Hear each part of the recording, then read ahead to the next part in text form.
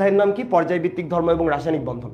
তো পর্যায়ভিত্তিক ধর্ম এবং রাসায়নিক বন্ধন এই অধ্যায়ের মধ্যে প্রথমেই তোমার খুব ক্লিয়ার আইডিয়া থাকতে হবে পর্যায় সারণী জিনিসটা কি। পর্যায় সারণী জিনিসটা কি, তাহলে আসেন আমরা একটু পর্যায় সারণী সম্পর্কে একটু আইডিয়া নেই। তো পর্যায় সারণী আমাদের এই যে এখন পর্যন্ত যতগুলো মৌল আবিষ্কৃত হয়েছে তাদেরকে নিয়ে আলোচনা করার সুবিধার্থে তাদেরকে বিভিন্ন গ্রুপ বা পর্যায়ে ভাগ করে আলোচনা করার জন্য তৈরি করা একটা সারণী। তো এই পর্যায় সারণী তৈরি করছেন প্রথমকে, জনককে। তো জনকের নাম আমরা মোটামুটি সবাই কম বেশি জানি, 9-10 লেভেলেই পড়ছো। তারপরে আমরা একদম গোড়া থেকে বলছি 26 ব্যাচও কিন্তু হেল্প করবে। 26 ব্যাচের যারা আছো সবাই এই অধ্যায়টা মোটামুটি পড়ছো, 24-এর যারা আছো তারাও দেখবা, বিশেষ করে 25 ব্যাচ। তাহলে জনকের নাম হচ্ছে মেন্ডেলিভ। আমরা জানি পর্যায় সারণীর জনকের নাম হচ্ছে মেন্ডেলিভ। এবং মেন্ডেলিভ যখন পর্যায় সারণীটা দিয়েছেন এটা হচ্ছে 1869 সাল। 1869 সালে তখন পর্যন্ত আবিষ্কৃত মৌল ছিল কয়টা? 63টা। এই 63টা মৌলকে উনি কতগুলো পর্যায় এবং কতগুলো গ্রুপে ভাগ করে আলোচনা করছিলেন। ওনার পর্যায় সারণীতে পর্যায় ছিল, ওনার পর্যায় সারণীতে পর্যায় ছিল কয়টা? ওনার পর্যায় সারণীতে পর্যায় ছিল হচ্ছে 12টা। আর গ্রুপ ছিল কয়টা? গ্রুপ ছিল হচ্ছে 8টা। তো আপনারা সবাই কোনটা জেনে অভ্যস্ত? দেখেন এইটা কেন মনে রাখবো বা এটা ভর্তি পরীক্ষার জন্য কেন ইম্পর্টেন্ট, কেন ভাই এটা দিয়ে শুরু করতেছেন? দিস ইজ ইম্পর্টেন্ট, এগুলো পরীক্ষা আসছে। উনি পর্যায় সারণীর জনক, উনি পর্যায় কতগুলো রাখছিলেন, গ্রুপ কতগুলো রাখছিলেন, এটা না জেনে তোমার সামনে যাওয়া যাবে না। উনি যে পর্যায় সারণীর মৌলগুলোকে সাজাইছিলেন তার তো অবশ্যই কোনো না কোনো ভিত্তি ছিল। কিসের উপর ভিত্তি করে উনি পর্যায় সারণীকে সাজাইছিলেন? তার মূল ভিত্তি ছিল, তার পর্যায় সারণীর মূল ভিত্তি ছিল ভাইয়া পারমাণবিক ভর। পারমাণবিক ভরের উপর ভিত্তি করে উনি পর্যায় সারণীকে তৈরি করছিলেন। এতটুকু তুমি জেনে রাখবা, এতটুকু তোদের জানতেই হবে ভাই মেন্ডেলিফের পর্যায় সারণী সম্পর্কে। এখন আমরা যেটা পর্যায় সারণী পড়তেছি এটাকে বলা হয় আধুনিক পর্যায় সারণী বা আধুনিকতম আধুনিক দীর্ঘ পর্যায় সারণী।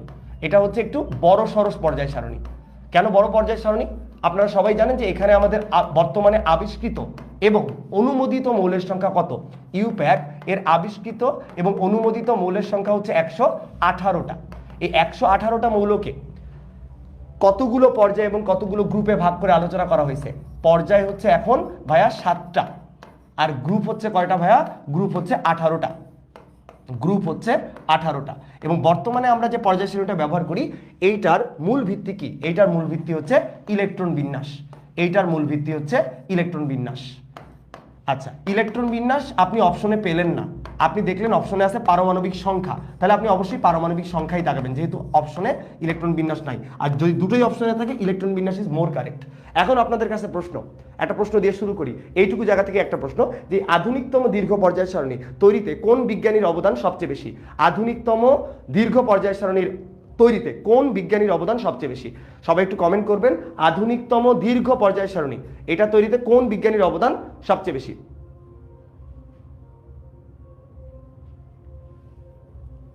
আচ্ছা, যারা জানেন না বা যারা কমেন্ট করবেন তাদের জ্ঞাতার্থে বলে দেই, আধুনিকতম দীর্ঘ পর্যায় সারণী তৈরিতে বিজ্ঞানী বোরের অবদান সবচেয়ে বেশি। এই জন্য এটাকে বোরের সারণীও বলা হয়। কার সারণী বলা হয়? বোরের সারণীও বলা হয়। আমি 1 মিনিটে একটু রিপিট করি কথাটা, যারা মাত্র জয়েন করলা। আমরা পর্যায়ভিত্তিক ধর্ম এবং রাসায়নিক বন্ধন চ্যাপ্টারটা স্টার্ট করছি। এই পর্যায়ভিত্তিক ধর্ম এবং রাসায়নিক বন্ধন যে চ্যাপ্টারটা, এই চ্যাপ্টারটাতে আমরা পর্যায় সারণী সম্পর্কে একটু স্টার্ট করে নিলাম, পর্যায় সারণী সম্পর্কে একটু জানার চেষ্টা করতেছি। পর্যায় সারণীর জনককে দিমিত্রি মেন্ডেলিভ। 1869 সালে তখন পর্যন্ত আবিষ্কৃত 63টা মৌল, এই 63টা মৌলকে নিয়ে উনি পর্যায় সারণী তৈরি করছিলেন, যার মূল ভিত্তি ছিল পারমাণবিক ভর। ওনার পর্যায় সারণীতে পর্যায় ছিল 12টা, গ্রুপ ছিল 8টা। আর আধুনিক দীর্ঘ পর্যায় সারণী যেখানে 118টা মৌল আছে, সেই 118টা মৌলের জন্য পর্যায় হচ্ছে 7টা, গ্রুপ হচ্ছে 18টা, যার মূল ভিত্তি ইলেকট্রন বিন্যাস অথবা পারমাণবিক সংখ্যা। ইলেকট্রন বিন্যাস ইজ মোর কারেক্ট। এই পর্যায় সারণী তৈরিতে বিজ্ঞানী নিলস বোরের অবদান সবচেয়ে বেশি। অনেকেই বোর অ্যান্সার করছো, তারা রাইট। এই সারণীর অপর নাম হচ্ছে বোরের সারণী। তাহলে আমরা এখন পরবর্তী স্লাইডে চলে যেতে পারি। সবাইকে বলবো তোমরা নোট করবা, নোট করলে তোমার লাভ হবে। যা পড়বো, যা পড়াবো, যা পড়াচ্ছি, যা লিখাবো, তুমি এতটুকু কনফিডেন্ট থাকো এখান থেকে তুমি প্রশ্ন কমন পাবা। সেটা তুমি এইচএসসিতে পাবা, তুমি সেটা অ্যাডমিশন টেস্টে পাবা, তুমি তোমার কলেজের পরীক্ষাতেও পাবা। এখন আসলে আমরা পর্যায় সারণী ইলেকট্রন বিন্যাসের উপর ভিত্তি করে পর্যায় সারণীকে আমরা জানি 4টা ব্লকে ভাগ করে আলোচনা করা হয়। কারণ তোমরা সবাই জানো যে পর্যায় সারণীতে যে মৌলগুলো আছে তাদেরকে অন দ্য বেসিস অফ কোন ইলেকট্রনটা সর্বশেষ ইলেকট্রনটা, একটা পরমাণুর ইলেকট্রন বিন্যাস করতে গিয়ে সর্বশেষ ইলেকট্রনটা কোন অরবিটালে প্রবেশ করে তার উপর ভিত্তি করে 4টা ব্লকে ভাগ করা হয়। এস পি ডি এফ, কারণ আমরা জানি অরবিটালই আছে হচ্ছে 4টা। আমরা ইলেকট্রন বিন্যাস করতে অরবিটাল লাগে 4টা। হ্যাঁ, SPDF। তাই আমাদের পর্যায় সারণীতে মৌলগুলোকে আমরা 4টা ব্লকে ভাগ করে আলোচনা করি। S ব্লক মৌল, P ব্লক মৌল, D ব্লক মৌল এবং হচ্ছে F ব্লক মৌল। আচ্ছা, এখন কথা হচ্ছে ভাইয়া, আমি এইটা শুরু করার আগে তোমাকে একটা প্রাইমারি আইডিয়া দিতে চাই। একটা ছোট্ট পর্যায় সারণী, একটা ছোট্ট ইমেজ যদি আমরা নেই, যে একটা পর্যায় সারণীর ছোট্ট ইমেজ। আমি জানি প্রত্যেকেই পর্যায় সারণী দেখছো, বাট পর্যায় সারণীতে কোথায় কোন ব্লকের মৌলগুলো আছে, হাতের বাম ডান অনেক ইম্পর্টেন্ট, কারণ পরীক্ষায় প্রশ্ন আসে। পরীক্ষায় প্রশ্ন আসে যে একটা গ্রুপে নিচের দিকে গেলে বা একটা পর্যায়ে বাম থেকে ডানে গেলে কি কি পরিবর্তন ঘটে। এগুলো আমরা অনেকেই পারি, কিন্তু তারপরেও ভুল হয়। আমরা একটু ব্লকগুলো যদি চিনে রাখি কোথায় কোনটা আছে, তাহলে এই প্রশ্নগুলোর উত্তর দেওয়া খুবই সহজ। একটু খেয়াল করো, আমরা জানি যে পর্যায় সারণীতে একদম হাতের বাম দিকে থাকে হচ্ছে S ব্লক মৌল, মাঝামাঝি থাকে হচ্ছে D ব্লক মৌল, আর ডান দিকে থাকে হচ্ছে P ব্লক মৌল।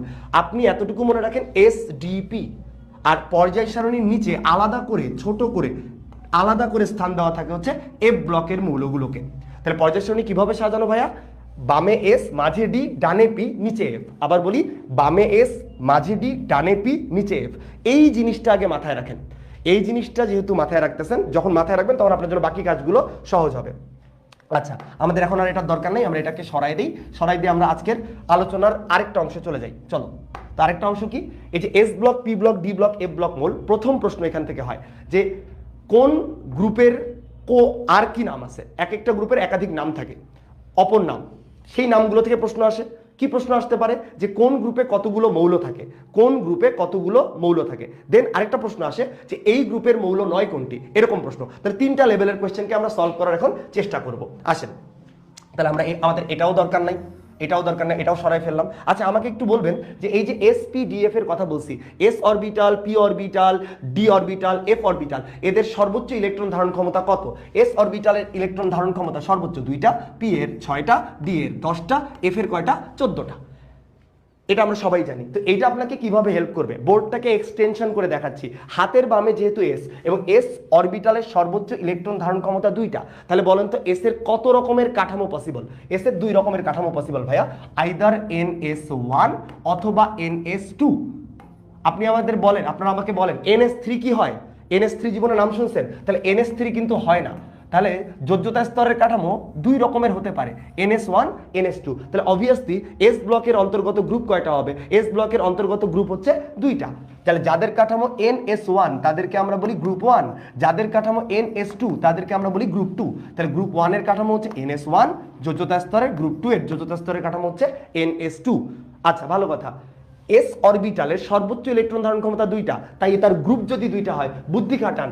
D অরবিটাল এর সর্বোচ্চ ইলেকট্রন ধারণ ক্ষমতা 10টা, তাহলে D এর অন্তর্গত গ্রুপ কয়টা থাকবে? D এর অন্তর্গত গ্রুপ কয়টা থাকবে? তাহলে D এর অন্তর্গত গ্রুপ থাকবে ভাইয়া 10টা। গ্রুপ 3 থেকে গ্রুপ 12 পর্যন্ত সবগুলো এরা হচ্ছে D ব্লকের অন্তর্গত হবে, কারণ এদের কাঠামো D1 থেকে আমি D10 পর্যন্ত 10টা কাঠামো পেতে পারি। D1 থেকে D10 এভাবে যদি প্রত্যেকটা কাঠামোর জন্য একটা করে গ্রুপ চিন্তা করি, তাহলে 10টা গ্রুপ হবে। তাহলে গ্রুপ 1, গ্রুপ 2 S এর অন্তর্গত, গ্রুপ 3 থেকে 12 কিসের অন্তর্গত? D এর অন্তর্গত। 12র পরে দেখেন, হিসাব করেন, 13, 14, 15, 16, 17, 18, এখানে কয়টা গ্রুপ আছে ভাই? 6টা গ্রুপ আছে। তাহলে এই 6টা গ্রুপ, অঙ্ক তো মিলবেই ভাই। P6, P অরবিটালের সর্বোচ্চ ইলেকট্রন ধারণ ক্ষমতা 6টা, তাহলে P ব্লকের অন্তর্গত গ্রুপ কয়টা থাকবে ভাই? 6টা। তাহলে আমরা একটু গ্রুপগুলোর নাম লিখে ফেলি। Group 13, group 14, group 15, group 16, group 17 এবং গ্রুপ 18। এই হচ্ছে পর্যায় সারণীর SDP এর গ্রুপের বিন্যাস। এতটুকু ক্লিয়ার? এখন আসেন, আমরা প্রত্যেকটা গ্রুপের অপর নামের কথা বলতেছিলাম। তো গ্রুপ 1 এর অপর নাম কি? গ্রুপ 1 এর অপর নাম ছোটবেলা থেকে পড়তেছেন ভাইয়া। গ্রুপ 1 এর অপর নাম হচ্ছে ক্ষার ধাতু। গ্রুপ 1 এর অপর নাম হচ্ছে ক্ষার ধাতু। এই সিম্পল প্রশ্ন পরীক্ষায় আসে ভাইয়া, সিম্পল প্রশ্ন ভুল করা যাবে না। গ্রুপ 2 এর অপর নাম কি? গ্রুপ 2 এর অপর নাম হচ্ছে মৃৎক্ষার ধাতু। মাটিতে পাওয়া যায় এবং ক্ষারধর্মী, মাটিতে পাওয়া যায় এবং ক্ষারধর্মী, অ্যালকালি আর্থ মেটাল। ইংরেজি নাম সহ পড়বেন। ভর্তি পরীক্ষাগুলোতে ইংরেজি টার্মিনোলজি দিয়ে কোশ্চেন হয়, হ্যাঁ, বিশেষ করে মেডিকেল ভর্তি পরীক্ষাগুলোতে। ওরা বাংলাটা তোমার হচ্ছে অনেক ক্ষেত্রে বাংলার জায়গায় ইংরেজিতেই পুরো অপশনটা থাকে, ঢাকা ইউনিভার্সিটির প্রশ্নগুলোতেও। আচ্ছা, এখন আসেন যে মৃৎক্ষার ধাতু বলা হয়। গ্রুপ 18, 17, 16, 15 এদেরও কিন্তু আলাদা আলাদা নাম আছে। গ্রুপ 18-র অপর নাম কি বলেন তো? গ্রুপ 18-র অপর নাম ভাই আমরা তো জানি, গ্রুপ 18-র অপর নাম হচ্ছে নিষ্ক্রিয় গ্যাস। আমার প্রশ্ন আপনাদের কাছে, নিষ্ক্রিয় গ্যাস ছাড়াও গ্রুপ 18-র আর কি কি নাম আছে? নিষ্ক্রিয় গ্যাস ছাড়াও গ্রুপ 18-র আর কি কি নাম আছে? গ্রুপ 18 আরো আর কি কি নাম আছে? আচ্ছা আমি একটু স্লো পড়াচ্ছি, সমস্যা নেই। গ্রুপ 18 আর কি কি নাম আছে? গ্রুপ 18 আর কি কি নাম আছে? আচ্ছা নোবেল গ্যাস, ভেরি গুড স্নিগ্ধ, very good. Nobel gas, Nobel গ্যাসের বাংলা হচ্ছে অভিজাত গ্যাস। নোবেল গ্যাসের বাংলা হচ্ছে অভিজাত গ্যাস। আর কোন নাম কি আছে? আর কোন নাম কি আছে? ইনার্ট, ইনার্ট নিষ্ক্রিয় গ্যাসের ইংরেজি নোবেল গ্যাস। আর কোন নাম আছে? আচ্ছা আরেকটা নাম হচ্ছে বিরল গ্যাস। আপনি প্রত্যেকটারই ইংরেজি সহ চিন্তা করেন তাহলেই হয়ে যাবে। তাহলে নিষ্ক্রিয় গ্যাসের ইংরেজি হচ্ছে ইনার্ট, অভিজাত গ্যাসের ইংরেজি হচ্ছে নোবেল গ্যাস, বিরল গ্যাসের ইংরেজি হচ্ছে রেয়ার গ্যাস।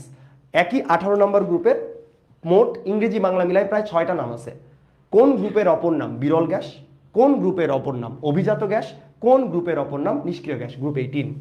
আচ্ছা একটু বলে দেই, এই যে পি ব্লক মৌল আমি ধরছি, পি ব্লক মৌলের যোজ্যতা স্তরের কাঠামো কি হবে? পি ব্লক মৌলের যোজ্যতা স্তরের কাঠামো NH2 NP 1 থেকে 6, NH2 NP 1 থেকে 6। এস থেকে ইলেকট্রন, এস অরবিটাল পূরণ করে ইলেকট্রন পি অরবিটালে প্রবেশ করে অ্যাকর্ডিং টু আউটবাউ ল, আউটবাউ নীতি অনুযায়ী। এবং এরপরে P1 থেকে শুরু করে 6 পর্যন্ত এরা হচ্ছে পি ব্লকের অন্তর্গত। এই এস এবং পি ব্লকের মৌলগুলোকেই কিন্তু আদর্শ মৌল বা প্রতিনিধিত্বমূলক মৌল বলা হয়। আদর্শ মৌল বা প্রতিনিধিত্বমূলক মৌল বলা হয়। কেন কেন প্রতিনিধিত্বমূলক বা আদর্শ মৌল বলা হয়? দেখো ইলেকট্রন বিন্যাসের ক্ষেত্রে এস এবং পি এর মৌলগুলোই কিন্তু সেই আউটবাউ নীতি মানে বিল্ডিং আপ, নিম্ন শক্তির স্তর পূরণ করে উচ্চ শক্তির স্তর পূরণ করার সেই সূত্র বা সেই ধারাবাহিকতা মেনে চলে। তাই এস এবং পি ব্লকের মৌলগুলোকে আমরা আদর্শ প্রতিনিধিত্বমূলক মৌল বা রিপ্রেজেন্টেটিভ এলিমেন্টস বলি। আদর্শ বা প্রতিনিধিত্বমূলক মৌল বা রিপ্রেজেন্টেটিভ এলিমেন্টস বলি। আচ্ছা এখন একটু এখানে একটু অবজার্ভ করেন, NH2 NP 1 থেকে 6 ইলেকট্রন বিন্যাস বা যোজ্যতা স্তরের কাঠামো। তুমি যখন বলতেছো গ্রুপ 13 তখন তার যোজ্যতা স্তরের কাঠামো কেমন হবে?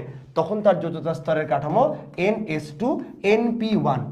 আচ্ছা এখানে অনেকেই যারা একদম শুরুর দিকে আসো তাদের একটু খটকা লাগে, ভাই NH2 NP1 আমি ক্যালকুলেট করলে তো 2 আর 1 3 হয়। ভাই রে মাঝখানে ডি ব্লকের 10টা গ্রুপ আছে, তাহলে আমি এস থেকে যখন পিতে যাচ্ছি মাঝখানে কিন্তু 10টা গ্রুপকে জাম্প করতেছি। তাই এখানে যতগুলো ইলেকট্রন থাকবে তার সাথে 10 যোগ করলে তার গ্রুপ পাওয়া যায়। তাহলে পি ব্লকের মৌলের ক্ষেত্রে যোজ্যতা স্তরের কাঠামোতে যা থাকবে তার সাথে 10 যোগ করলে তার গ্রুপ পাওয়া যায়। এটাই হচ্ছে লজিক। তাহলে 13 NH2 NP1 অবভিয়াস, 14 কত হবে? NH2 NP2। আমরা যোজ্যতা স্তরের কাঠামোগুলো শেষ করে দিই। তাহলে 15 কি হবে? NH2 NP3। 16 কি হবে? NH2 NP4। এভাবে 17 NH2 NP5, 18 NH2 NP6। এই হচ্ছে আপনাদের কাঠামোগুলো। এখন আসেন আমি 18 নম্বর গ্রুপের অপর নাম বলে দিছি, নিষ্ক্রিয় গ্যাস বা বিরল গ্যাস বা অভিজাত গ্যাস। একটা প্রশ্ন করি, 17 নম্বর গ্রুপের অপর নাম কি? অ্যান্সার করেন সবাই। 17 নম্বর গ্রুপের অপর নাম কি? সবাই অ্যান্সার করেন। 17 নম্বর গ্রুপের নাম কি? আচ্ছা তো 17 নম্বর গ্রুপের নাম হচ্ছে, আমরা সবাই ছোটবেলা থেকে পড়তেছি, হ্যালোজেন। হ্যালোজেন 17 নম্বর গ্রুপের অপর নাম কি? হ্যালোজেন। এই হ্যালোজেন শব্দের অর্থ কি? হ্যালোজেন শব্দের অর্থ হচ্ছে সামুদ্রিক লবণ উৎপাদনকারী। হ্যালোজেন শব্দের অর্থ কি? সামুদ্রিক লবণ উৎপাদনকারী। জেন শব্দের মানে কিন্তু উৎপন্নকারী। তাহলে হ্যালোজেন শব্দের অর্থ হচ্ছে সামুদ্রিক লবণ উৎপাদনকারী। একইভাবে আমি আপনাদেরকে জিজ্ঞেস করি 16 নম্বর গ্রুপের অপর নাম কি? 16 নম্বর গ্রুপের অপর নাম হচ্ছে চ্যালকোজেন। 16 নম্বর গ্রুপের অপর নাম হচ্ছে চ্যালকোজেন। চ্যালকোজেন হচ্ছে আকরিক উৎপন্নকারী। চ্যালকোজেন হচ্ছে আকরিক উৎপন্নকারী। চ্যালকোজেন হচ্ছে আকরিক উৎপন্নকারী। সবাই একটু খেয়াল করবা, এই জিনিসগুলোই কিন্তু পরীক্ষায় আসে। আকরিক উৎপন্নকারী এই জিনিসগুলোই পরীক্ষায় আসে। আচ্ছা গ্রুপ 15 তারও কিন্তু অপর নাম আছে। বলেন গ্রুপ 15 এর অপর নাম কি? গ্রুপ 15 এর অপর নাম কি? গ্রুপ 15 এর অপর নাম হচ্ছে নিকটোজেন। নিকটোজেন, নিকটোজেন। আবার নামের শেষে জেন আছে, জেন মানে উৎপন্নকারী। এই যে নিকটোজেন, নিকটোজেনের মানে হচ্ছে শ্বাসরোধকারী। শ্বাসরোধকারী। এইচএসসি লেভেলে এতটুকুই লাগে, অন্যগুলোর ওভাবে লাগে না। আরো কিছু ব্যাপার আছে, যেমন তোমার হচ্ছে গ্রুপ 11 যেটা, তাদেরকে মুদ্রা ধাতু বলে, এরকম আরো পড়তে পারো। বাট তুমি দেখবা বা তোমরা দেখবা ঘুরে ফিরে এইগুলোই পরীক্ষায় আসে। আপনাকে এটাও বুঝতে হবে যে আমি পড়বো, কিন্তু আমাকে কোন জিনিসগুলো ভুলে যাওয়া যাবেই না, এই জিনিসগুলো কিন্তু ভোলা যাবে না। আপনি 26 ব্যাচে পড়েন, আপনি 25 ব্যাচে পড়েন, আপনি 24 ব্যাচে পড়েন, যে ব্যাচেরই হন, আপনি এই কোশ্চেনগুলো মিস করলে আপনি কিন্তু ভর্তি পরীক্ষায় খারাপ করবেন। ভাই কঠিন জিনিস পারবেন, ঠিক আছে ভালো কথা, কিন্তু সহজ জিনিস ভুল করবেন, আপনি চান্স পাবেন না। সহজ জিনিস লিখলে বা সহজ জিনিস ভুল করলে আপনার কিন্তু চান্স হবে না। আচ্ছা বলতেছে একটু চিকন করে নিতে, আচ্ছা ঠিক আছে, থ্যাংক ইউ। যে কোনো সাজেশন আমার, শোনেন ভাই আমি একটু বলি, আমার অফলাইনে বা আমার এই সেট আপে ক্লাসগুলো নতুন, এই সেট আপের সাথে কিন্তু আমি অভ্যস্ত না, এই সেট আপে কিন্তু আমি অভ্যস্ত না, আমি সামনে স্টুডেন্ট নিয়ে পড়ায় খুবই অভ্যস্ত। তো এই জন্য আমার জন্য একটুখানি ডিফিকাল্ট হচ্ছে, আমার জন্য এটা আস্তে আস্তে ঠিক হয়ে যাবে। বাট আমি এতটুকু কথা দিচ্ছি, পড়ার ব্যাপারে কোনো ছাড় হবে না, আমি পড়াবো পড়াবো এবং যা পড়াবো পরীক্ষায় থাকবে। আপনার মেডিকেল ভর্তি পরীক্ষা, আপনার সামনে যতগুলো পরীক্ষা আছে, এই জিনিসগুলো আপনি পরীক্ষায় পাবেন, এতটুকু গ্যারান্টি আমার। এবং যেখানে যেখানে সহজ করার দরকার আছে, কনসেপ্ট দিয়েও মনে রাখা যায়, টেকনিক দিয়েও মনে রাখা যায়, দুটাকে কম্বাইন কিভাবে করতে হয় আমি ইনশাল্লাহ দেখাবো। সো একটুখানি সময় রাখেন হাতে, সময় দেন আমাকে, ইনশাল্লাহ হয়ে যাবে। এই যে আমি এখন ফন্ট কিন্তু চিকন করে নিছি। আচ্ছা তাহলে প্রত্যেকটা গ্রুপের আমরা আলাদা আলাদা কিছু নাম আমরা জেনে গেলাম। এখন আসেন এই জিনিসটাকে আমরা বাদ দিয়ে প্রত্যেকটা গ্রুপে কি কি মৌল আছে এইটা নিয়ে একটু জানার চেষ্টা করি। তাহলে এই জিনিসগুলো আমাদের আপাতত আর দরকার নেই, এটাকে আমরা একটু বাদ দিয়ে দিই, এটা বাদ দিয়ে দিলাম, আবার এটাও আমার দরকার নেই, সো এটাও আমি বাদ দিয়ে দিলাম। আচ্ছা এখন আসেন চলেন আমরা শুরু করি। 18 নম্বর গ্রুপ নিষ্ক্রিয় গ্যাসের নামগুলো একটু যদি সবাই বলতেন। আমি লিখতেছি, আপনারা মনে মনে বলে ফেলেন। হিলিয়াম, নিয়ন, আর্গন, ক্রিপ্টন, জেনন, রেডন, অর্গানেসন। এই যে অর্গানেসন, এই কিন্তু সর্বশেষ আবিষ্কৃত এবং অনুমোদিত মৌল। হিলিয়াম, নিয়ন, আর্গন, ক্রিপ্টন, জেনন, রেডন, অর্গানেসন। খুবই সহজ প্রশ্ন, নিচের কোনটি নিষ্ক্রিয় গ্যাস নয়, নিচের কোনটি বিরল গ্যাস নয়। 17 নম্বর গ্রুপের মৌলগুলো লিখে ফেলি। Fluorine, chlorine, bromine, iodine, astatine, tennessine বা টিএস দিয়ে মনে রাখলাম। এখন এগুলো না কোনো ছন্দ বা টেকনিকের প্রয়োজন পড়ে না, আপনার মনে রাখাটা খুব আপনার জন্য ন্যাচারালি আপনার মধ্যে চলে আসে। 18 বলেন 17 বলেন, এগুলো ন্যাচারালি আপনার মধ্যে চলে আসে। কিন্তু ঝামেলা হয় কোথায়? 16, 15, 14, 13 এগুলো মনে রাখা আপনার জন্য একটুখানি কঠিন হয়ে যায়। তো 16, 15, 14, 13 এগুলো মনে রাখার জন্য আমরা কেউ এইচএসসি লেভেল বলেন বা 9-10 লেভেলে বলেন, এগুলোর জন্য আমরা কিন্তু বিভিন্ন ছন্দ বা টেকনিক বা নিউমোনিক মনে রাখি। তা আপনার জন্য যেটা ভালো লাগে সেটা আপনি মনে রাখতে পারেন, অথবা আমি ক্লাসে কিছু বলে দিব সেটা আপনি অ্যাডাপ্ট করতে পারেন, এটা আপনার ইচ্ছা। তো আমরা গ্রুপ 16 জন্য টেকনিক বলি। ও এস এস ই তে পড়লো, পড়ে না পড়লো, আমরা পরীক্ষার নামই চেঞ্জ করে দিছি। খেয়াল করেন টেকনিকটা দেখি, তাহলে টেকনিকটা একটু অন্য কালার দিয়ে লিখি, টেকনিকটা কি? এই যে এখানে পাশে লিখতেছি ও এস এস ই, পরীক্ষার নামই চেঞ্জ করে দিছি, কারণ আমাকে তো এসএসসি বললে স্ক্যান্ডিনিয়াম হয়ে যায়। এসএসসি তে পড়লো কেন? ওতে অক্সিজেন, এস তে সালফার, এস ই তে সেলেনিয়াম, তে টেলুরিয়াম, পড়লোতে পোলোনিয়াম, আর লোতে হচ্ছে লিভারমোরিয়াম। আশা করি বুঝতে পারছেন, এটা হচ্ছে টেকনিক। চাইলে নোট করে রাখতে পারেন, যার দরকার নাই সে স্কিপ করতে পারেন। এখন আসেন গ্রুপ 15 যাদেরকে আমরা নিক্টোজেন নামে জানি, তাদেরকে মনে রাখার জন্য আমরা বলি নলকূপের পানিতে আর্সেনিক, অ্যান্টিমনি বিদ্যমান। এবং লজিক্যাল সূত্র তোমরা জানো যে আসলে নলকূপের পানিতে আসলেই কিন্তু তোমার এই আর্সেনিক থাকে, এবং আর্সেনিক থাকে এই জন্য আমরা এটাকে ভালো করেই মনে রাখতে পারি। এটাও আমি ডিফারেন্ট কালি দিয়ে লিখে দিই তোমাদেরকে। নলকূপের পানিতে, দেখো লিখে রাখলাম গ্রুপ 15 মনে রাখার সূত্র, নলকূপের পানিতে আর্সেনিক, অ্যান্টিমনি বিদ্যমান। নলকূপের পানিতে আর্সেনিক, অ্যান্টিমনি বিদ্যমান, এটা হচ্ছে টেকনিক। তাহলে নলকূপতে কি? নলকূপতে হচ্ছে নাইট্রোজেন, পানিতে কি? ফসফরাস, আর্সেনিক তো বাবা আর্সেনিক, অ্যান্টিমনি এসবি, স্টেবিয়াম বিদ্যমান, বিসমাথ, এবং হচ্ছে মান্তে মস্কোভিয়াম। নলকূপের পানিতে আর্সেনিক, অ্যান্টিমনি বিদ্যমান। আশা করি এই টেকনিকগুলো আপনারা লিখে নিছেন।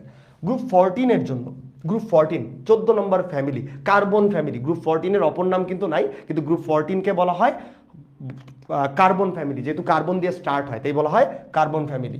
আচ্ছা আসেন এখন গ্রুপ 14 এর মৌলগুলো কি মনে রাখার টেকনিক। কাল, সিরিয়া, জার্মানিতে সোনা পাবে ফের। এগুলো আসলে কি আমরা যখন ছোটবেলায় পড়তাম ওগুলোই এখনো অ্যাডাপ্ট হয়ে আছে। ভাই তোমার যদি বা তোদের যদি কোনো বেটার সূত্র থাকে, হ্যাঁ, এই যে আমাদের ফাহাদ ভাইয়ার মতো যদি হাগুমুতুর সূত্র থাকে, এর মতো সেরা সূত্র কিন্তু হয় না। এই সূত্রগুলোও কিন্তু তোমরা কাজে লাগাতে পারো। আজকে আমি ফাহাদের কিন্তু একটা সূত্র দেখাবো, এক্সেলেন্ট একটা সূত্র আছে যেটা আমরা ফাহাদ থেকে অ্যাডাপ্ট করছি, তোমাদেরকে দেখাবো।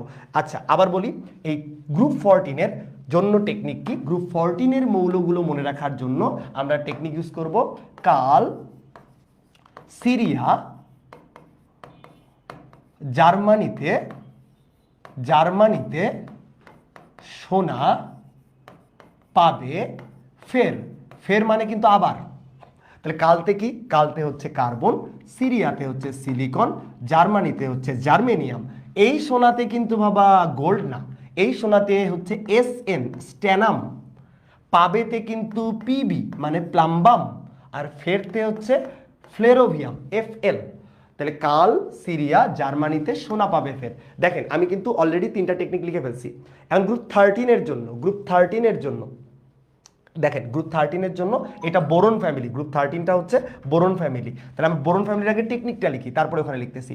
তো এটা আমার খুব পছন্দের সূত্র, বোন আমার গেল ইন্ডিয়া, থাইল্যান্ড, নিউজিল্যান্ড। বোন আমার গেল, ঘুরতে গেছে তোমার বোন, ইন্ডিয়া, থাইল্যান্ড এবং ফাইনালি কোথায় চলে গেছে? নিউজিল্যান্ড। India, Thailand, New Zealand. এই সূত্র দিয়ে আমরা গ্রুপ 13-এর মৌলগুলোকে মনে রাখতে পারি। তাহলে বোনতে কি? বোনতে হচ্ছে বোরন, আমারতে হচ্ছে অ্যালুমিনিয়াম, গেলোতে হচ্ছে গ্যালিয়াম, ইন্ডিয়াতে হচ্ছে ইন্ডিয়াম, থাইল্যান্ডতে হচ্ছে থ্যালিয়াম, আর হচ্ছে নিউজিল্যান্ডতে হচ্ছে নিহোনিয়াম।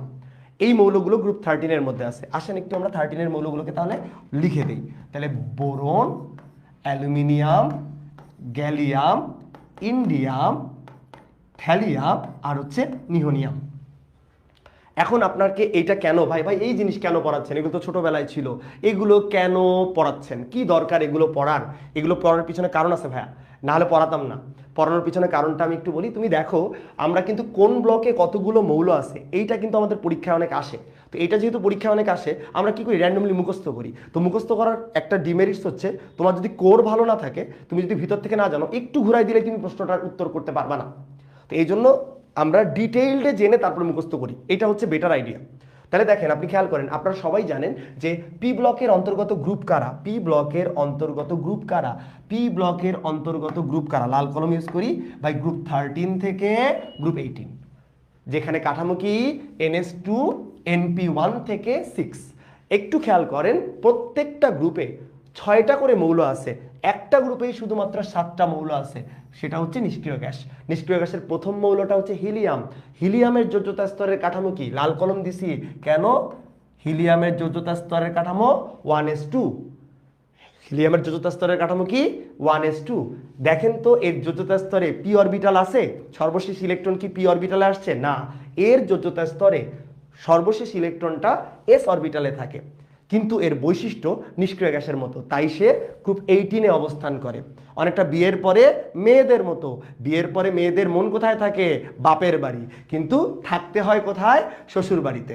এই হচ্ছে অনেকটা হিলিয়ামের কাহিনী, বুঝতে পারছেন? এখন আসেন, তাহলে হিলিয়ামকে আমার বের করে দিতে হবে। হিলিয়াম পি ব্লকের নাকি এস ব্লকের অন্তর্গত? হিলিয়াম এস ব্লকের অন্তর্গত, পি ব্লকের অন্তর্গত না। কোন নিষ্ক্রিয় গ্যাসটি পি ব্লকের অন্তর্গত নয়? কোন নিষ্ক্রিয় গ্যাসটি পি ব্লকের অন্তর্গত নয়? হিলিয়াম। তাহলে হিলিয়াম যদি বাদ দিয়ে দেন, একটু অবজার্ভ করেন তো, প্রত্যেকটা গ্রুপে 6টা করে মৌল আছে। তাহলে 6টা করে যদি মৌল থাকে, 6 গুণ 6, পি ব্লক মৌলের সংখ্যা কয়টা? 36টা। তাহলে সবার আগে আমরা শিখে ফেললাম পি ব্লক মৌল। পি ব্লক মৌলের সংখ্যা 36। পি ব্লক মৌলের সংখ্যা 36। স্টার্ট করলাম ভাইয়া পি দিয়ে। এখন আমি এই সূত্রগুলোকে সরাই দিই। আপনারা চাইলে নোটটা আমাদেরকে দিতে পারেন, আমি নোটটা গ্রুপে চেক করব। আমাদের এসজিতে নোটটা সাবমিট করবেন এবং নোট যারা করবেন তাদের জন্য সুন্দর সুন্দর পুরস্কার রাখার ব্যবস্থা করা হয়েছে। তোফায়েল হুজুর বলেছে যাদের নোট সুন্দর হবে তাদেরকে পুরস্কার দেওয়া হবে। আচ্ছা, এখন আপনি বলেন গ্রুপ 1 আর গ্রুপ 2, ভাই এটা তো ধরেনি, গ্রুপ 1 আর গ্রুপ 2 ধরেন নাই, তাহলে গ্রুপ 1 আর গ্রুপ 2 কিভাবে ধরা যায়? গ্রুপ 1 এর মৌলগুলোর নাম আমরা সবাই ছোটবেলা থেকেই জানি। সূত্র কি? যে যে টেকনিক দিয়ে পড়েন, হেলিনাকে রুবি সাজাবে ফ্রান্সে, হে লি না কে রুবি সাজাবে ফ্রান্সে। তাহলে hydrogen, lithium, sodium, potassium, rubidium, caesium, francium. এটা হচ্ছে গ্রুপ 1। আর গ্রুপ 2, গ্রুপ 2 তে কয়টা মৌল? বিরিয়ানি, মোগলাই, কাবাব সরিয়ে বাটিতে রাখো। এটা হচ্ছে গ্রুপ 2। আচ্ছা, এখন একটা ছোট্ট প্রশ্ন ভাইয়া, এখানে দেখেন তো এস ব্লকের গ্রুপ কয়টা? 2টা। এই 2টা গ্রুপ মিলায় মোট কয়টা মৌল আছে? মৌল আছে হচ্ছে আপনার কয়টা? 14টা না 13টা? দেখেন তো 14টা না 13টা? কি মনে হচ্ছে? 14টা না 13টা? 14টা না 13টা? প্রশ্ন। মৌল কিন্তু এখানে ভাইয়া 13টা, কিন্তু আপনি তো এস ব্লক মৌলের সংখ্যা বলেন 14টা। ওই যে হিলিয়াম, ওই যে হিলিয়াম, হিলিয়াম যে 18 নম্বর গ্রুপে থাকে, কিন্তু তার ভিতরে এস ব্লক পাওয়া, এস অরবিটাল পাওয়া যায়, সর্বশেষ ইলেকট্রনটা এস অরবিটালে থাকে। তাহলে 13 আর 1-এ কত হয়ে গেল? 14। এস ব্লক মৌলের সংখ্যা 13 আর 1-এ 14টা। এখন ছোট ছোট কিছু কথাবার্তা বলি। এস ব্লক মৌলের মধ্যে এই যে টোটাল 14টা মৌল আছে, এই 14টা মৌলের মধ্যে প্রশ্ন করা হলো ধাতু কয়টা? হিসাব করেন। ক্ষার ধাতু আছে 6টা, মৃৎক্ষার ধাতু আছে 6টা। তাহলে ক্ষার ধাতু 6, মৃৎক্ষার ধাতু 6, 6 6 12। অধাতু কয়টা? অধাতু ভাই 2টা। এর মধ্যে নিষ্ক্রিয় গ্যাস কয়টা? 1টা।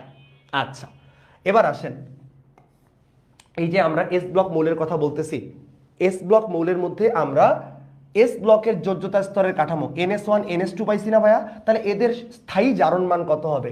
এদের স্থায়ী জারণ মান যথাক্রমে হবে +1 এবং +2। স্থির জারণ মান +1 +2। এখন আসেন এস এর 14। ভাই এস ঘুরাইলেই কিন্তু ডি ব্লক হয়ে যায়, এস ঘুরাইলেই কিন্তু ডি ব্লকের মৌল হয়ে যায়। কেন? এস ব্লক মৌল যদি 14টা হয়, ডি ব্লক মৌল হচ্ছে 41টা। তাহলে 14 উল্টাইলে কত হয়? 41। S উল্টাইলে D. ইভেন ধর্মের দিক থেকে, ইভেন বৈশিষ্ট্যের দিক থেকেও কিন্তু এরা ডিফারেন্ট, এরা কিন্তু অপোজিট। এস ব্লকের সাথে ডি ব্লকের ধাতুগুলোর কিন্তু বেসিক ডিফারেন্স আছে। আমি একটু আইডিয়া দিই। সোডিয়াম এর ধাতব বন্ধন কিন্তু দুর্বল, সোডিয়ামকে ছুরি দিয়ে কাটা যায়। অন্যদিকে আপনি ডি ব্লকের যে মেটালগুলো দেখেন, আপনি আয়রন বলেন, নিকেল বলেন, কোবাল্ট বলেন, এরা কিন্তু অনেক শক্তিশালী, এদের ধাতব বন্ধন অনেক শক্তিশালী, তাই তাদের গলনাঙ্ক স্ফুটনাঙ্কও কিন্তু বেশি। তো এস উল্টাইলে ডি হয়, ওই কথাটাকে তাদের ধাতব বন্ধন দিয়েও এক্সপ্লেইন করা যায়, ধাতব বন্ধনকে তোমার হচ্ছে ব্যাখ্যা করা যায়। আচ্ছা, ডি ব্লক মৌল 41টি। এখন অনেক কথা হয়েছে, অনেক পড়ছি, একটা প্রশ্ন করি তো। এই যে ডি ব্লক মৌল 41টি, গত সবাই জানেন যে এই জিনিসগুলো আমি ভাই ক্লাসে নর্মালি প্রশ্ন করে, বলেন তো ডি ব্লক মৌল কোন পর্যায় থেকে স্টার্ট হয়? ডি ব্লক মৌল কোন পর্যায় থেকে স্টার্ট হয়? এটা একটু সবাই আমাকে বলবেন, কমেন্টে বলবেন ডি ব্লক মৌল কোন পর্যায় থেকে পাওয়া যায়? ডি ব্লক মৌল কোন পর্যায় থেকে পাওয়া যায়? দেখি, বলেন দেখি, ডি ব্লক মৌল কোন পর্যায় থেকে পাওয়া যায়? ডি ব্লক মৌল কোন পর্যায় থেকে পাওয়া যায়? অবশ্যই এইচএসসি 25, 26, 24। আমি খুব ফাস্ট পড়ানোর কোনো ইচ্ছা নাই, আমি আজকে চাচ্ছি যে একদম প্রাইমারি আইডিয়া দেওয়ার জন্য। আচ্ছা, কমেন্ট করে ফেলছে যে ডি ব্লক মৌল 4র্থ পর্যায় থেকে। যারা 3 অ্যান্সার করতেছো তারা ভুল করতেছো। ডি ব্লক মৌলের পর্যায় বলছি, গ্রুপ বললে 3, পর্যায় বললে ভাইয়া 4। আমি একটু ব্যাখ্যা দিই। আচ্ছা, কেউ আমাকে একটু বলেন তো ডি ব্লক মৌলের যোজ্যতা স্তরের কাঠামোটা কি? ডি ব্লক মৌলের যোজ্যতা স্তরের কাঠামো n-1, ডি 1 থেকে 10, ns 1 থেকে 2। এইটা হচ্ছে ডি ব্লক মৌলের যোজ্যতা স্তরের কাঠামো। তাহলে আপনি বলেন যে আমরা 1D পাই, আমরা 1D সম্ভব না, 2D সম্ভব না, 3D সম্ভব? হ্যাঁ ভাইয়া, 3D সম্ভব।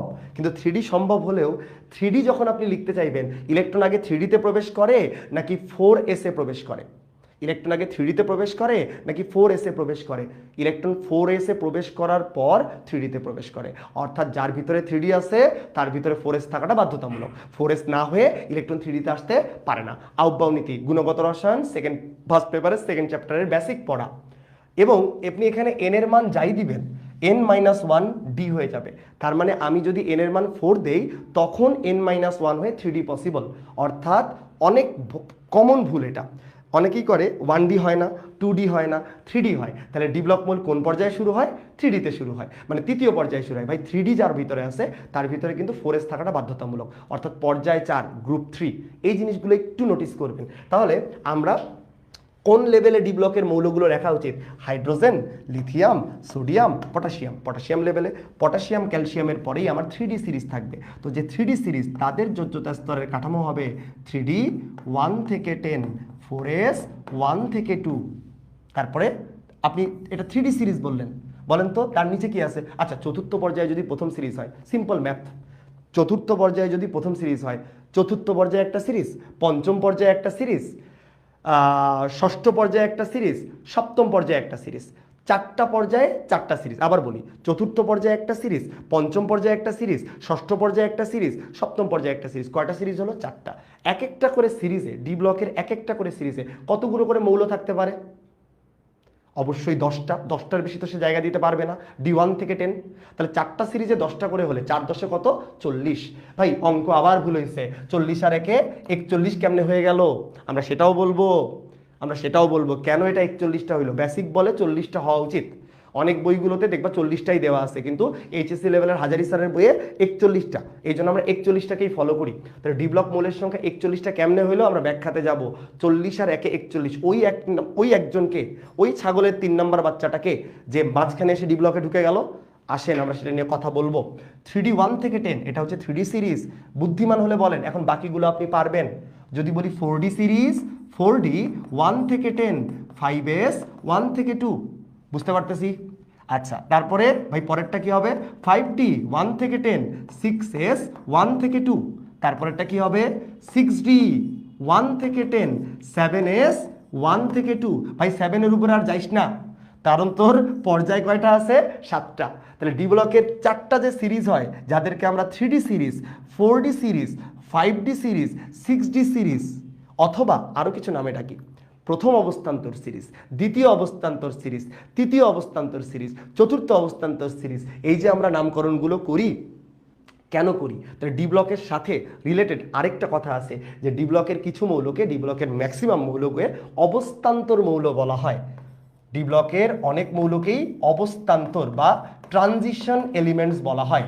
ডি ব্লকের অনেক মৌলকেই অবস্থান্তর মৌল বলা হয়। তো অবস্থান্তর হওয়ার শর্ত কি? অবস্থান্তর হওয়ার শর্ত বলে দেই। অবস্থান্তর হতে গেলে তাকে অবশ্যই ডি ব্লকের অন্তর্গত হতে হবে। প্রথম কথা, ডি ব্লকের না, তুমি অবস্থান্তর না, ডি ব্লকের অন্তর্গত হতে হবে। তাহলে ডি ব্লকের অন্তর্গত 1 নম্বর কথা। 2 নম্বর কথা, এই ডি ব্লকের অন্তর্গত তাকে একটা সুস্থিত আয়ন হতে হবে, একটা সুস্থিত আয়ন হতে হবে। ডি ব্লকের অন্তর্গত একটা স্টেবল আয়ন। তার যোজ্যতা স্তরের কাঠামো যদি D1 থেকে D9 হয়, ইলেকট্রন দান করার পরেও স্টেবল আয়োনাইজড ফর্মে যদি যোজ্যতা স্তরের কাঠামোতে আংশিক পূর্ণ ডি অরবিটাল পাওয়া যায়, তখন তাকে আমরা অবস্থান্তর মৌল বলি। এই জন্য একটা কথা আছে, সব অবস্থান্তর মৌলই ডি ব্লক মৌল, কিন্তু সব ডি ব্লক মৌল অবস্থান্তর মৌল নয়। ঠিক আছে? এই যে তোফায়েল হুজুর যে আপনাদের রেচন পড়াচ্ছে, বর্জ্য নিষ্কাশন পড়াচ্ছে, এখানেও একটা কথা বলি, সব রেচন পদার্থই বর্জ্য পদার্থ, কিন্তু সব বর্জ্য পদার্থ রেচন পদার্থ না। ঠিক আছে ভাইরে? শুনো, কার্বন ডাইঅক্সাইড, বলো কার্বন ডাইঅক্সাইড বর্জ্য পদার্থ না রেচন পদার্থ? কার্বন ডাইঅক্সাইড বর্জ্য পদার্থ, কিন্তু কার্বন ডাইঅক্সাইড রেচন পদার্থ নয়। ঠিক আছে? আসেন ওই দিকে যাব না, তোফায়েল হুজুরের দিকে যাব না। তোফায়েল হুজুর বর্জ্য নিষ্কাশন করে দিক, আমরা এদিকে অবস্থান্তর মৌল নিয়ে টানাটানি করি। অবস্থান্তর মৌলের বৈশিষ্ট্য মেডিকেল ভর্তি পরীক্ষায় 3 থেকে 4 বার আসছে। অবস্থান্তর মৌলের বৈশিষ্ট্য কি? তো অবস্থান্তর মৌলের বৈশিষ্ট্য ভর্তি পরীক্ষার জন্য খুবই গুরুত্বপূর্ণ। বলেন তো অবস্থান্তর মৌলের কয়টা বৈশিষ্ট্য আছে? অবস্থান্তর মৌলের 5টা বৈশিষ্ট্য। ইম্পর্টেন্ট বৈশিষ্ট্য কয়টা? 5টা। আসেন আমরা এটাকে একটু সরাই দিয়ে একটু বৈশিষ্ট্যগুলো লেখার চেষ্টা করি। এগুলোর আর দরকার নেই, কেউ একটু বলতে থাকবা যে অবস্থান্তর মৌলের কি কি বৈশিষ্ট্য আছে। অবস্থান্তর মৌলের কি কি বৈশিষ্ট্য আছে একটু বলেন দেখি। আমরা অবস্থান্তর মৌলের কি কি বৈশিষ্ট্য আছে একটু দেখি। অবস্থান্তর মৌলের 5টা বৈশিষ্ট্য। এখন এই অবস্থান্তর মৌলের যে 5টা বৈশিষ্ট্য, আসেন মনে রাখি, খুবই ইম্পর্টেন্ট। 5টা বৈশিষ্ট্য মনে রাখি। 5টা বৈশিষ্ট্য কি কি ভাইয়া? আমরা বারবার বলি কি কি? প দিয়ে 3টা। প দিয়ে কয়টা? প দিয়ে 3টা। আর আয়ন বা যৌগ আছে এমন কথা দিয়ে কয়টা? 2টা। আয়ন বা যৌগ কথা আছে এমন কথা দিয়ে 2টা। আসেন ব্যাখ্যা দেই। প দিয়ে 3টা, আয়ন বা যৌগ দিয়ে 2টা। তো প দিয়ে কি? প দিয়ে পরিবর্তনশীল জারণ অবস্থা। প দিয়ে পরিবর্তনশীল জারণ অবস্থা, ঠিক আছে, প দিয়ে প্রভাবক রূপে ক্রিয়া, আর প দিয়ে প্যারাচুম্বকত্ব। প দিয়ে পরিবর্তনশীল জারণ অবস্থা, প দিয়ে প্যারাচুম্বকত্ব।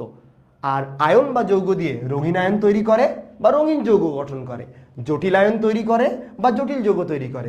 এটার আরও একটা টেকনিক আছে, আরেকটা টেকনিক দিয়ে ওটা মনে রাখা যায়। সেই আরেকটা টেকনিক কি? জরিপ 3। আরেকটা টেকনিক কি? জরিপ 3। অবস্থান্তর মৌলের বৈশিষ্ট্য করতে গিয়ে তুমি জরিপ করবা, কয়বার করবা? 3 বার করবা। তো জরিপ 3 তে কি? বর্গীয় জতে জটিল আয়ন, রতে রঙিন আয়ন, আর প আসবে 3 বার। ভাই অনেকবার আসছে, তুমি অনেক পারো, ভালো কথা, কিন্তু অবস্থান্তর মৌলের বৈশিষ্ট্য পারো না, তাইলে হয় না ভাইয়া। অবস্থান্তর মৌলের বৈশিষ্ট্য পারো না, তাইলে ভাইয়া হয় না। এই জিনিস তোমাকে পারতেই হবে। এখন আসেন, এই যে বৈশিষ্ট্যগুলোর কথা বললাম, বলেন তো প্যারাচুম্বকত্ব, প্যারাচুম্বকত্ব কখন দেখায়? চুম্বক ধর্মের উপর ভিত্তি করে চুম্বক পদার্থকে আমরা জানি 3 ভাগে ভাগ করা যায়। যারা চুম্বক দ্বারা তীব্রভাবে আকর্ষিত হয় তাদেরকে বলা হয় ফেরোচুম্বক পদার্থ, আর যারা চুম্বক দ্বারা মৃদুভাবে আকর্ষিত হয় তাদেরকে বলা হয় কি? তাদেরকে বলা হয় প্যারাচুম্বক। আর যারা চুম্বক দ্বারা বিকর্ষিত হয় তাদেরকে বলা হয় ডায়াচুম্বক। ঠিক আছে, ফেরোম্যাগনেটিক, প্যারাম্যাগনেটিক আর হচ্ছে ডায়াম্যাগনেটিক। এখন একটা পদার্থ বা একটা পরমাণু বা একটা আয়ন প্যারাচুম্বকত্ব কখন প্রদর্শন করে? একটা কথা মনে রাখবেন, যদি তার যোজ্যতা স্তরে বিজোড় ইলেকট্রন থাকে, যদি তার যোজ্যতা স্তরে বিজোড় বা অযুগ্ম ইলেকট্রন থাকে, তার একমুখী স্পিনের কারণে তার ভিতরে ম্যাগনেটিক মোমেন্ট তৈরি হয়। এই ম্যাগনেটিক মোমেন্টের কারণে তখন সেই পদার্থ, পরমাণু বা আয়নটি চুম্বক পদার্থ দ্বারা আকৃষ্ট হয়। এই মৃদুভাবে আকৃষ্ট হওয়াকে প্যারাম্যাগনেটিজম বলে। এগুলো হচ্ছে বেসিক, অত ডিপে আমরা যাব না। তাহলে তোমার খুঁজতে হবে কি? একটা পদার্থ বা আয়নে আমরা বিজোড় ইলেকট্রন আছে কিনা এটা খুঁজবো। তাহলে আসেন একটু দেখি, তোমাকে প্রশ্ন করি যে কোনটা প্যারাচুম্বক আর কোনটা ডায়াচুম্বক। আচ্ছা, ডায়াচুম্বক হওয়ার জন্য বুদ্ধি কি? ডায়াচুম্বক হচ্ছে ইলেকট্রন কি অবস্থায় থাকবে? জোরবদ্ধ অবস্থায় থাকবে। আসেন একটা ট্রিকি পার্টে যাই। আসেন তো আমাকে বলেন, কপারের পারমাণবিক সংখ্যা কত? 29। তো কপারের যোজ্যতা স্তরের কাঠামো কি? কপারের যোজ্যতা স্তরের কাঠামো 3d10 4s1। কপারের যোজ্যতা স্তরের কাঠামো কি? 3d10 4s1। ঠিক লিখছি না ভুল লিখছি? ভাই ঠিক আছে, 3d10 4s1। 3d9 4s2 লেখা যায় না। 3d9 এটা হচ্ছে হুন্ডের নিয়ম, অরবিটাল পূর্ণ রাখতে হয়। তাহলে কপারের আমি দুইটা ফরম্যাট নেই। কপারের আমরা জানি দুই রকমের অবস্থা হয়, কিউ প্লাস হয়, কিউ প্রিক হয়।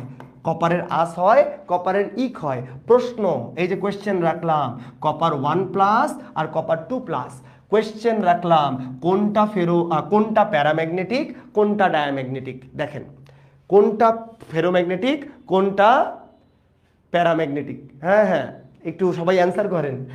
তোফাইল হুজুর প্যারা দিও না। কপারের কিউ+ আর কপার 2+, কিউ+ আর কিউপ্রিক। প্রশ্ন সবার কাছে কোয়েশ্চেন, একটু আগে বলে দিছি, আমি আবার থিওরিটা বলি। যদি ইলেকট্রন জোর অবস্থায় থাকে তাহলে যোজ্যতা স্তরে ইলেকট্রন জোর অবস্থায় থাকে তাহলে ডায়াম্যাগনেটিক, আর ইলেকট্রন যদি বিজোড় অবস্থায় থাকে তাহলে এটা প্যারাম্যাগনেটিক। আচ্ছা, কপার 1+ এটা ডায়াম্যাগনেটিক। আলিফ কমেন্ট করছে কপার 1+ এটা ডায়াম্যাগনেটিক। কেমনে ভাইয়া? এই যে কপার 29 দেখতেছো, যোজ্যতা স্তরের কাঠামো থেকে একটা ইলেকট্রন সরায় দাও, কাঠামো হয়ে যাবে কি? 3d10। কাঠামো হয়ে যাবে কি? 3d10। ইলেকট্রন হয়ে গেল জোরবদ্ধ। তাহলে এটা আমার কি ভাইয়া? ডায়াম্যাগনেটিক। এটা আমার কি? ডায়াম্যাগনেটিক। এইগুলো একটু বুঝো ভাইয়া। আর কপার 2+ মানে তুমি কয়টা ইলেকট্রন বের করে দিবা? দুইটা। আর দুইটা ইলেকট্রন বের করে দিলে 3d10 এর জায়গায় হয়ে যাবে 3d9। এই যে 3d9, যখনই 3d9 হয়ে গেল, বলো তো ডি অরবিটালে 3d9 যদি কাঠামো হয়, ইলেকট্রনগুলো ডি অরবিটালে কিভাবে তাদেরকে বিন্যস্ত করবে? প্রথমে একটা করে দিব ভাই, হুন্ডের নিয়ম, 5টা সমশক্তির অরবিটালে একটা করে ইলেকট্রন দিছি। তারপরে ইলেকট্রনগুলো জোড়া করা শুরু করবে। জোড়া করা শুরু করতে করতে ওই যে দেখো লাস্টে একটা বিজোড় ইলেকট্রন। এই বিজোড় ইলেকট্রনটার কারণেই কপার 2+ কি দেখায়? প্যারাম্যাগনেটিজম। কি দেখায়? প্যারাম্যাগনেটিজম। তাহলে প্যারাম্যাগনেটিক, এদেরকে বলবো প্যারাম্যাগনেটিক। ধরতে পারছি? যদি ধরতে না পারেন তাহলে আরেকবার বলেন। আচ্ছা, কপার 1+ আর 2+, সূক্ষ্ম জিনিসটাকে আপনাকে অবজার্ভ করতে হবে। ভর্তি পরীক্ষায় এতটুকু জিনিসই আসলে গ্যাঞ্জাম করে দেয়। আবার বলতেছি, এখন আরেকটা আবার বলবো না, আমরা আরেকটা টপিকে চলে যাব। আরেকটা টপিক মানে এই টপিকেই থাকবো। একটু বলতো আমাকে, তোদের কাছে একটা কোশ্চেন করি, এটা সরাই দিই, এটা ইরেজ করে দিই, এটার আমাদের আর দরকার নাই। এটা একটা টপিক যেটা আমি বোঝাইতে চাইছিলাম, এটা আমি একটু দেখাইলাম। আমি একটু জানতে চাই ক্ষার ধাতু আর মৃৎ ক্ষার ধাতু, এই ক্ষার ধাতুর স্থায়ী জারণমান কত রে? ক্ষার ধাতুর স্থায়ী জারণমান ভাই +1, মৃৎ ক্ষার ধাতুর স্থায়ী জারণমান কত ভাই? +2। আচ্ছা, ক্ষার ধাতুগুলো একটার বেশি ইলেকট্রন দান করে না, তাহলে আমি যখন ক্ষার ধাতু বলবো, ক্ষার ধাতুর যোজতা স্তরে কয়টা ইলেকট্রন ভাই? একটা। তাহলে যত ক্ষার ধাতু আছে তারা কেমন ধর্ম দেখানো উচিত ভাই? একটা বিজোড় ইলেকট্রন আছে, তাহলে তাদের ধর্ম তো হওয়া উচিত কার মতো? চুম্বক ধর্মের দিক থেকে হওয়া উচিত প্যারাম্যাগনেটিক। চুম্বক ধর্মের দিক থেকে কেমন হওয়া উচিত? প্যারাম্যাগনেটিক, কারণ ক্ষার ধাতুতে একটা করে বিজোড় ইলেকট্রন আছে। বাট যদি বলি ক্ষার ধাতুর আয়ন, ক্ষার ধাতুর আয়ন, তাহলে ভাই sodium 1+, lithium 1+, potassium 1+, rubidium 1+, caesium 1+, francium বললাম না, ফ্রান্সিয়াম তেজস্ক্রিয়। বলেন এই যে 5টা আয়ন লিখছি ক্ষার ধাতুর, এরা কি? এরা প্যারাম্যাগনেটিক, এরা ফেরোম্যাগনেটিক, এরা ডায়াম্যাগনেটিক? কোনটা? ক্ষার ধাতু প্যারাম্যাগনেটিক, কিন্তু ক্ষার ধাতুর আয়ন কেমন? কোয়েশ্চেন। ক্ষার ধাতুর আয়ন কেমন? কোয়েশ্চেন। ক্ষার ধাতুর আয়ন কি? ক্ষার ধাতুর আয়ন কেমন? কোয়েশ্চেন। ক্ষার ধাতুর আয়ন কেমন? কোয়েশ্চেন। Very good. ক্ষার ধাতুর আয়ন হচ্ছে ডায়াম্যাগনেটিক। ক্ষার ধাতুর আয়ন হচ্ছে ডায়াম্যাগনেটিক, কারণ ইলেকট্রন কোন অবস্থায় চলে গেছে? জোড়বদ্ধ। এবং এখান থেকে দেখেন ভাই, মৃৎ ক্ষার ধাতুতে অলরেডি ইলেকট্রন জোড়বদ্ধ অবস্থায় আছে এবং জারণমান +2 দেওয়ার পরও হয়ে যায় জোড়বদ্ধ অবস্থা। তাহলে মৃৎ ক্ষার ধাতু এবং তার আয়ন দুটোই কি? ডায়াম্যাগনেটিক। আচ্ছা, এটাও শিখে ফেলছি। এখন আসেন আমরা ফেরোম্যাগনেটিক নিয়ে। তো ভাই কিছু বললেন না। ফেরোম্যাগনেটিক কারা ভাইয়া? ফেরোম্যাগনেটিক কারা? যারা চুম্বক দ্বারা তীব্রভাবে আকর্ষিত হয়। মনে রাখবেন 3টা ফেরোম্যাগনেটিক মৌল আছে। আমরা বলি নিফকো বা ফেকোনি, তোমার যেটা ভালো লাগে। নিফকো মনে রাখতে পারো অথবা ফেকোনি, এরা হচ্ছে ফেরোম্যাগনেটিক বা ফেরোচুম্বক। প্রশ্ন করি একটা, যারা ফেরোচুম্বক পদার্থ, যাদেরকে চুম্বকে কনভার্ট করা যায়, প্রশ্ন করি, ফিজিক্স থেকে একটা কোয়েশ্চেন করি। আসো ফিজিক্স থেকে একটা কোয়েশ্চেন করি। আচ্ছা, ফিজিক্স থেকে একটা কোয়েশ্চেন করি। বলেন এই যে ফেরোচুম্বক যারা, তাদেরকে প্রত্যেকটা, এই ফেরোচুম্বক পদার্থের জন্য একটা তাপমাত্রা আছে, যে তাপমাত্রায় এদেরকে উত্তপ্ত করলে তার চুম্বকত্ব লোপ পায়। প্রশ্ন, ফেরোচুম্বক পদার্থের জন্য যে তাপমাত্রায় তাদেরকে উত্তপ্ত করলে তাদের চুম্বকত্ব লোপ পায়, তাদেরকে, সেই তাপমাত্রাকে কি বলে? যে তাপমাত্রায় ফেরোচুম্বক পদার্থের চুম্বকত্ব লোপ পায়। হ্যাঁ, ফাহাদ ইবনে মাহফুজ বলছে ফেকোনি, আমি বলবো নিফকো। নিফকো, আসেন নিফকো 20 বিন্দুতে এক্স্যাক্টলি ফকিন্নি, এক্স্যাক্টলি আরেকটা সুন্দর সূত্র। এই ফকিন্নি দিয়ে কি মনে রাখা যায়? আসেন, আমি টাঙ্গাইল থেকে ক্লাস নিচ্ছি, ফাহাদ ইবনে মাহফুজ থেকে একটু পড়াই দেই। ফকিন্নি থেকে কি মনে রাখা যায় জানেন? যারা এইচএসসি 24 বা 25 যারা জৈব যৌগ পড়ছো, যদি পড়ে থাকো, আলকাত্রাকে আংশিক পাতন করলে যে মধ্যম তেল পাওয়া যায়, মধ্যম তেলের উপাদানগুলোর নাম ফকিন্নি। মধ্যম তেলের উপাদানগুলোর নাম ফকিন্নি। ফকিন্নি মধ্যম তেলের উপাদান। ফকিন্নিতে কি? Phenol, cresol, naphthalene. Phenol, cresol, naphthalene. তাহলে ফকিন্নি দিয়ে এইটা আরো সুন্দর মনে রাখা যায়। আলকাত্রা, আলকাত্রার আংশিক পাতনে পাওয়া যায় মধ্যম তেল। মধ্যম তেলের উপাদান কি? ফকিন্নি। হোয়াট ইজ ফকিন্নি? Phenol, cresol, naphthalene. Fahad Ibne Mahfuz, দেখো তোমার ওই টেকনিক দিয়ে আরো একটা জিনিস মনে রাখা যায়। আসো পরের পরের জিনিস পড়াই। এই যে নিফকো, ভাই বলতেছে নিফকো, কেন ভাই বলতেছে নিফকো? কারণ যে তাপমাত্রায় এদের চুম্বকত্ব লোপ পায় তাকে 20 তাপমাত্রা বলে। এই 20 তাপমাত্রাগুলো মনে রাখার জন্য সিরিয়ালটা মনে রাখবো। নিকেলের 20 তাপমাত্রা 400, আয়রনের 20 তাপমাত্রা, ফেরাসের 20 তাপমাত্রা 770, কোবাল্টের 20 তাপমাত্রা 1100 ডিগ্রি সেলসিয়াস। তাহলে আমরা কি করব? আমরা এই সিরিয়ালটা মনে রাখবো, আর সিরিয়ালটার পাশাপাশি এই তাপমাত্রার সিকোয়েন্সে মনে রাখবো 400, 770, 1100। এইটা একটা ম্যাথ কোয়েশ্চেন, মেডিকেলে আসা ফিজিক্স থেকে একটা কোয়েশ্চেন। তাহলে ফিজিক্সের কোয়েশ্চেন আমরা পড়াই দিলাম। এগুলো কিন্তু পরীক্ষার জন্য লাগবে ভাই, পরীক্ষার জন্য লাগবে। এইচএসসি 26, তো কান্নাকাটি করিস না ভাই, আমরা কিন্তু সময় মতো আপনাদেরকে ওই লেভেলে পৌঁছাই দিব। ফকিন্নি তোর মনে রাখার দরকার নেই, তুই নিফকো মনে রাখ। যখন সময় আসবে তখন তুই ফকিন্নি মনে রাখিস ভাই। এটা কিন্তু মেডিকেলের কোয়েশ্চেন, এটা কিন্তু মেডিকেলের কোয়েশ্চেন। তাহলে এটাকে আমরা মিশাই দিই, এটা আমাদের দরকার নাই, আর আমরা পড়ে ফেলছি। দেখেন এস ব্লক আমরা আলোচনা করছি, ডি ব্লকের একটুখানি আলোচনা করছি ভাই। এফ ব্লক নিয়ে তো কোনো কথাবার্তা বললেন না। এফ ব্লক নিয়ে আসেন একটু কথাবার্তা বলি। এফ ব্লক সবচাইতে সহজ। কেমনে সবচাইতে সহজ? পর্যায় সারণীর নিচে আলাদা করে স্থান দেওয়া আছে দুইটা সিরিজ। একটা সিরিজের নাম হচ্ছে ল্যান্থানাইট সিরিজ, আর একটা সিরিজের নাম কি? Actinide series. ল্যান্থানাইট আর হচ্ছে অ্যাক্টিনাইট। আমি আপনাদেরকে এটা সহজ করে দিচ্ছি, ভয় পাওয়ার কোনো কারণ নাই। ল্যান্থানাইট সিরিজ আর হচ্ছে অ্যাক্টিনাইট সিরিজ। ল্যান্থানাইট সিরিজেও 15টা মৌল, অ্যাক্টিনাইট সিরিজেও 15টা মৌল। ল্যান্থানাইট সিরিজ শুরু হয় কি দিয়ে? নামের সাথে মিল রেখে, ল্যান্থানাম। পারমাণবিক সংখ্যা 57। শিখাই দিব কেমনে মনে রাখা যায়। 57 থেকে, যেহেতু 15টা মৌল, 57-র পরে 15 যোগ করব। 15 যোগ করলে কত হবে? 15 না, 57 তো নিজেও আছে, 14 যোগ করব। 57 নিজেও আছে, 14 যোগ করব, হয়ে যাবে কত? 71। 57 থেকে 71 ল্যান্থানাইট সিরিজ। অ্যাক্টিনাইট সিরিজ কি? অ্যাক্টিনিয়াম 89 থেকে লরেন্সিয়াম 103। ভাই একটা কঠিন, এই যে আমি বলতেছি সহজ, কিন্তু এটা অনেকের জন্যই কঠিন। এটা অনেকের জন্যই কঠিন, এইটা ভাই মাথায় রাখতে হবে। এইটা হচ্ছে কোশ্চেন খারাপ হইলে এগুলো দিবে। ল্যান্থানাইট সিরিজের বিস্তৃতি কি? ল্যান্থানাম থেকে লুটেশিয়াম। অ্যাক্টিনাইট সিরিজের বিস্তৃতি কি? অ্যাক্টিনিয়াম থেকে লরেন্সিয়াম। অ্যাক্টিনিয়াম থেকে লরেন্সিয়াম। একটু আমার সাথে ওই দিক থেকেও বলে ফেল, স্ক্রিনের ওপাশ থেকেও তোরা বলে ফেল। ল্যান্থানাম থেকে লুটেশিয়াম ল্যান্থানাইট, অ্যাক্টিনিয়াম থেকে লরেন্সিয়াম অ্যাক্টিনাইট।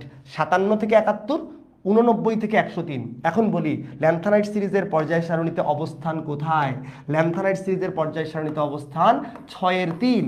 অ্যাক্টিনাইট সিরিজের পর্যায় সারণীতে অবস্থান কোথায়? 7-এর 3। ভাই বুঝি নাই, 6-এর 3 কি 7-এর 3 কি?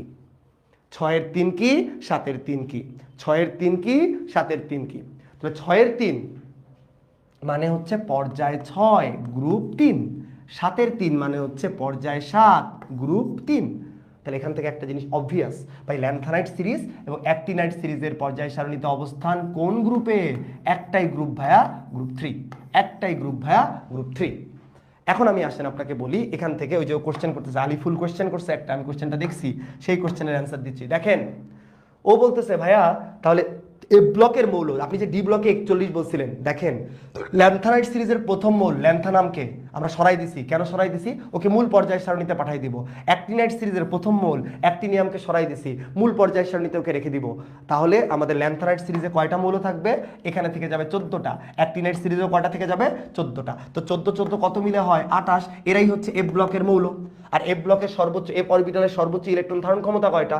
এফ অরবিটালের সর্বোচ্চ ইলেকট্রন ধারণ ক্ষমতা ছিল 14টা। তো অঙ্ক তো মিলতেইছে, এদিকে 14 এদিকে 14, 14 14 28। ভাট ভাই 28 হওয়ার কথা, কিন্তু এখানে তো আমি জানি পড়ছি 27। এই সেই ছাগলের 3 নম্বর বাচ্চার কথায় চলে আসি। অ্যাক্টিনিয়ামের পরে আছে কি? থোরিয়াম। অ্যাক্টিনিয়ামের পরে আছে কি? থোরিয়াম। 90 যার পারমাণবিক সংখ্যা। ওই যে আমরা বলি যে সাপোর্ট করে ব্রাজিল, পরে আর্জেন্টিনার জার্সি, সাপোর্ট করে ব্রাজিল, পরে আর্জেন্টিনার জার্সি, সাপোর্ট করে রিয়াল মাদ্রিদ, পরে ম্যানচেস্টার ইউনাইটেডের জার্সি, পরে জুভেন্টাসের জার্সি। এগুলোর পিছনের যে কাহিনী, সে হচ্ছে থোরিয়াম। সে থাকে কাদের লগে? থাকে অ্যাক্টিনাইট সিরিজের লগে। বাট এই থোরিয়াম আসলে কি? ডি ব্লকের অন্তর্গত। এই থোরিয়াম হচ্ছে সেই ছাগলের 3 নম্বর বাচ্চা, সেই থোরিয়াম ছাগলের 3 নম্বর বাচ্চা। এখন দেখেন তাহলে ডি ব্লক মৌল পড়ে ফেলছি, এফ ব্লক মৌলে আমরা আলোচনা করলাম। বলেন তো পর্যায় সারণীতে কোন ব্লকের মৌলগুলো, কোন পর্যায় সারণীতে কোন ব্লকের মৌলগুলো নিয়ে মৌলগুলোর অবস্থান বের করা সবচেয়ে সহজ? ল্যান্থানাইট এবং অ্যাক্টিনাইট সিরিজের। কেমনে ল্যান্থানাইট এবং অ্যাক্টিনাইট সিরিজের অবস্থান বের করা সবচেয়ে সহজ? ব্যাখ্যা দিই। ল্যান্থানাম আপনি পড়ছেন 57 থেকে 71, অ্যাক্টিনাইট সিরিজ পড়ছেন 89 থেকে 103। খুব খেয়াল করে এদের অবস্থান অলরেডি বলে দিছি, 6-এর 3 7-এর 3। ভাই গ্রুপ কিন্তু একটাই, 3। পর্যায়ের অ্যান্সার হবে হয় 6 অথবা 7। পর্যায়ের অবস্থান হবে হয় 6 অথবা 7। তো এই যে 6 হবে অথবা 7 হবে, এর বাইরে তো অ্যান্সার নাই। পর্যায় 6 গ্রুপ 3, পর্যায় 7 গ্রুপ 3, এর বাইরে কিন্তু অ্যান্সার নাই ভাই, দুইটার মধ্যে যে কোনো একটা। এখন কথা বলি, একটু কষ্ট করে পড়লেই হবে। 57 থেকে 71 ল্যান্থানাইট সিরিজ, আর 89 থেকে 103 অ্যাক্টিনাইট সিরিজ। তোরে কিন্তু পারমাণবিক সংখ্যা দেওয়া থাকবে। আমি হঠাৎ করে র্যান্ডমলি বললাম পর্যায় সারণীতে 100 নম্বর মৌলটির অবস্থান কোথায়? পর্যায় সারণীতে 100 নম্বর মৌলটির অবস্থান কোথায়? পর্যায় সারণীতে 100 নম্বর মৌলটির অবস্থান কোথায়? কোশ্চেনের অ্যান্সার দেন। পর্যায় সারণীর 100 নম্বর মৌলটির অবস্থান কোথায়? যার পারমাণবিক সংখ্যা 100, তার অবস্থান কোথায়? একটু অ্যান্সার করবা। বা পর্যায় সারণীতে হঠাৎ করে কোশ্চেন করলো ইউরেনিয়ামের অবস্থান কোথায়? দুইটা কোশ্চেন করছি। 1 নম্বর কোশ্চেন 100 নম্বর মৌলটির অবস্থান কোথায়, 2 নম্বর কোশ্চেন ইউরেনিয়ামের অবস্থান কোথায়? ইউরেনিয়ামের অবস্থান কোথায়? অবস্থান কোথায়? Very good. এখানে কোশ্চেন অ্যান্সার দিছে অনেকেই, অলরেডি অ্যান্সার দিচ্ছে 7-এর 3। আরে ভাই একটু আগে যে বললাম, কি বলছি, 89 থেকে 103-এর মধ্যে যারাই আছে তাদের অবস্থান কোথায়? অ্যাক্টিনাইড সিরিজে। তাদের পর্যায় কত? 7। গ্রুপ কত? 3। বলেন ইউরেনিয়ামের পারমাণবিক সংখ্যা কত? ইউরেনিয়ামের পারমাণবিক সংখ্যা কত? ইউরেনিয়ামের পারমাণবিক সংখ্যা 92। ইউরেনিয়ামের পারমাণবিক সংখ্যা 92। 100 নম্বর মৌলটির পর্যায় সারণীতে অবস্থান কোথায়? গ্রুপ 3, পর্যায় 7। তাহলে এ ব্লকের মৌলগুলোর পর্যায় সারণীতে অবস্থান বের করা সবচাইতে সহজ। এখান থেকে কি কোশ্চেন আসছিল বলি? ল্যান্থানাইড সিরিজের অন্তর্গত কোনটি? তো ল্যান্থানাইড সিরিজের অন্তর্গত এবং অপশনে কি ছিল জানিস? ল্যান্থানাম। এটা কোনো কোশ্চেন হইল? Is this a joke? এই জোক ছিল, মেডিকেল ভর্তি পরীক্ষা আসছিল। ল্যান্থানাইড সিরিজের অন্তর্গত কোনটি? অ্যান্সার কি? ল্যান্থানাম। তো ও তো থোরিয়ামও জানে, মানে ছাগলের 3 নম্বর বাচ্চাটাও জানে যে ল্যান্থানাইড সিরিজের অন্তর্গত কে? ল্যান্থানাম। তো এরকম প্রশ্ন আসছিল, ঠিক আছে? তো এরকম অনেক সময় অপশন দেখবেন আপনারা, অপশনই আপনার জন্য প্রশ্ন, কঠিন প্রশ্নকে সহজ করে দিবে। একটা প্রশ্ন, আরেকটা প্রশ্ন রাখি সবার কাছে। ল্যান্থানাইড সিরিজ, অ্যাক্টিনাইড সিরিজ পড়তেছি, ল্যান্থানাইড সিরিজের অপর নাম কি? ল্যান্থানাইড সিরিজের মৌলগুলোর অপর নাম কি? এটা আমি মিশাই দিব, কোশ্চেন রেখে গেলাম। ল্যান্থানাইড সিরিজের মৌলগুলোর অপর নাম কি? ল্যান্থানাইড সিরিজের মৌলগুলোর অপর নাম কি? দেখি কতক্ষণ লাগে আপনাদের উত্তর করতে। ল্যান্থানাইড সিরিজের মৌলগুলোর অপর নাম কি? ল্যান্থানাইড সিরিজের মৌলগুলোর অপর নাম কি? কোশ্চেন অ্যান্সার করেন। ল্যান্থানাইড সিরিজের মৌলগুলোর অপর নাম কি? আমি একটু যেগুলো অপ্রয়োজনীয় এগুলোকে সরাই দিই, এদের আমাদের আপাতত দরকার নাই, এগুলো আমরা সরাই দিলাম, এগুলো থাক। আচ্ছা, এদেরও দরকার নাই, এরও দরকার নেই, সরাই দিই। আচ্ছা, এরও দরকার নেই, এরও দরকার নেই, আমরা সরাই দিলাম। ঠিক আছে, এগুলোরও দরকার নেই, সরাই দিলাম। বোর্ডটাকে একটু ক্লিয়ার রাখি। আচ্ছা, বিরল মৃত্তিকা ধাতু। বিরল মৃত্তিকা ধাতু মাটিতে কম পাওয়া যায়, rare earth element. Rare earth element বলা হয়। আচ্ছা, এখন আসেন ভাই, এইখানেই থাকবেন, শুধু এখানেই ঘুরাবেন। দিন শেষে সামারি কি দাঁড়াইলো? এস ব্লক মৌলের সংখ্যা কয়টা ভাইয়া? 14টা। ডি ব্লক উল্টাই দিব ভাই, 41টা। পি ব্লক 6 গ্রুপে 6টা ভাই, 36টা। ডি ব্লক মৌলের সংখ্যা, এ ব্লক মৌলের সংখ্যা কয়টা ভাইয়া? 27টা। আরেকটা কথা বলি, তুই কিন্তু 50টা মৌলের নাম এবং বংশ পরিচয় জানিস। এই যে এখানে যে 50টা লিখছি, মোটামুটি এখানে 50টা। অ্যালুমিনিয়াম, গ্যালিয়াম, ইন্ডিয়ামটা সরে গেছে, ইন্ডিয়ামটা লিখে দেই, থ্যালিয়াম, নিওনিয়াম, নিওনিয়ামের এন কেটে গেছে। এখানে যে 50টা মৌল লিখছি তাদের কিন্তু নাম এবং বংশ পরিচয় তুই জানিস। কেমনে আমি বলি? হেলিনাকে রুবি সাজাবে ফ্রান্সে, বিরিয়ানি মোগলাই কাবাব সরিয়ে বাটিতে রাখো। বোনামার গেল ইন্ডিয়া, থাইল্যান্ড, নিউজিল্যান্ড, কাল সিরিয়া জার্মানিতে সোনা পাবে ফের, নলকূপের পানিতে আর্সেনিক অ্যান্টিমনি বিদ্যমান, ও এস এস ইতে পড়লো। হ্যালোজেন আর নিষ্ক্রিয় গ্যাসের নাম তুই এমনিই পারিস। এখন দেখ, এই পারমাণবিক সংখ্যা, এই যে 50টা মৌল এস আর পি ব্লকের, যাদেরকে আমরা প্রতিনিধিত্বমূলক মৌল বলি, তাদের পারমাণবিক সংখ্যা কিভাবে ম্যাজিক দিয়ে দেখানো যায়? আসেন একটা ম্যাজিক করে দিই, একটা ম্যাজিক করি, যার মাধ্যমে সবগুলো পারমাণবিক সংখ্যা শিখবো। তার জন্য একটা জিনিস শিখতে হবে, একটা কষ্ট করবি, নিষ্ক্রিয় গ্যাসের পারমাণবিক সংখ্যাগুলো। হিলিয়ামের পারমাণবিক সংখ্যা 2, নিয়নের 10, আর্গনের 18, ক্রিপ্টনের 36, জেননের 54, রেডনের 86, আর শেষেরটার অবশ্যই কত ভাই? 118। তাহলে একবার একটু মুখস্থ করে ফেল। 2, 10, 18, 36, 54, 86, 118। 2, 10, 18, 36, 54, 86, 118। 2, 10, 18, 36, 54, 86, 118। নিষ্ক্রিয় গ্যাসের পারমাণবিক সংখ্যা পারিস, এস এবং পি ব্লকের সবার পারমাণবিক সংখ্যা তুই পারিস। ভাই কেমনে? এই বল, নিষ্ক্রিয় গ্যাসের পরবর্তী মৌল একটা কি? নিষ্ক্রিয় গ্যাসের পরবর্তী মৌল একটা ক্ষার ধাতু। নিষ্ক্রিয় গ্যাসের পরবর্তী মৌল একটা ক্ষার ধাতু। নিষ্ক্রিয় গ্যাসের মৌলগুলোর পারমাণবিক সংখ্যার সাথে 1 যোগ করলে তাহলে কি পেয়ে যাব? ক্ষার ধাতু। 2 আর 1 ভাই লিথিয়াম 3, 10 আর 1 11। এখন খালি যোগ করে যাব, 18 আর 1 19, 36 আর 1 37, 54 আর 1 55, 86 আর 1 87। আবেগের বসে আরো যোগ করে 119 বানাইস না। 119 নাম্বার দুনিয়াতে এখন আসে নাই, তোরা আবিষ্কার করবি তখন 119 আসবে। ঠিক আছে, 118 পর্যন্ত আছে। 1 যোগ করলে হয় ক্ষার ধাতু, 2 যোগ করলে কি হবে? মৃৎক্ষার ধাতু। 2 যোগ করলে কি হবে? মৃৎক্ষার ধাতু। নাম পারি, পারমাণবিক সংখ্যা পারি। দেখেন, আপনি 18 নম্বর গ্রুপের মৌলগুলোর পারমাণবিক সংখ্যা পারেন, তাহলে অবভিয়াসলি আপনি 17, 16, 15, 14, 13 পারবেন। 1 বিয়োগ করলে 17, 2 বিয়োগ করলে 16, 3 বিয়োগ করলে 15, 4 বিয়োগ করলে 14, 5 বিয়োগ করলে 13।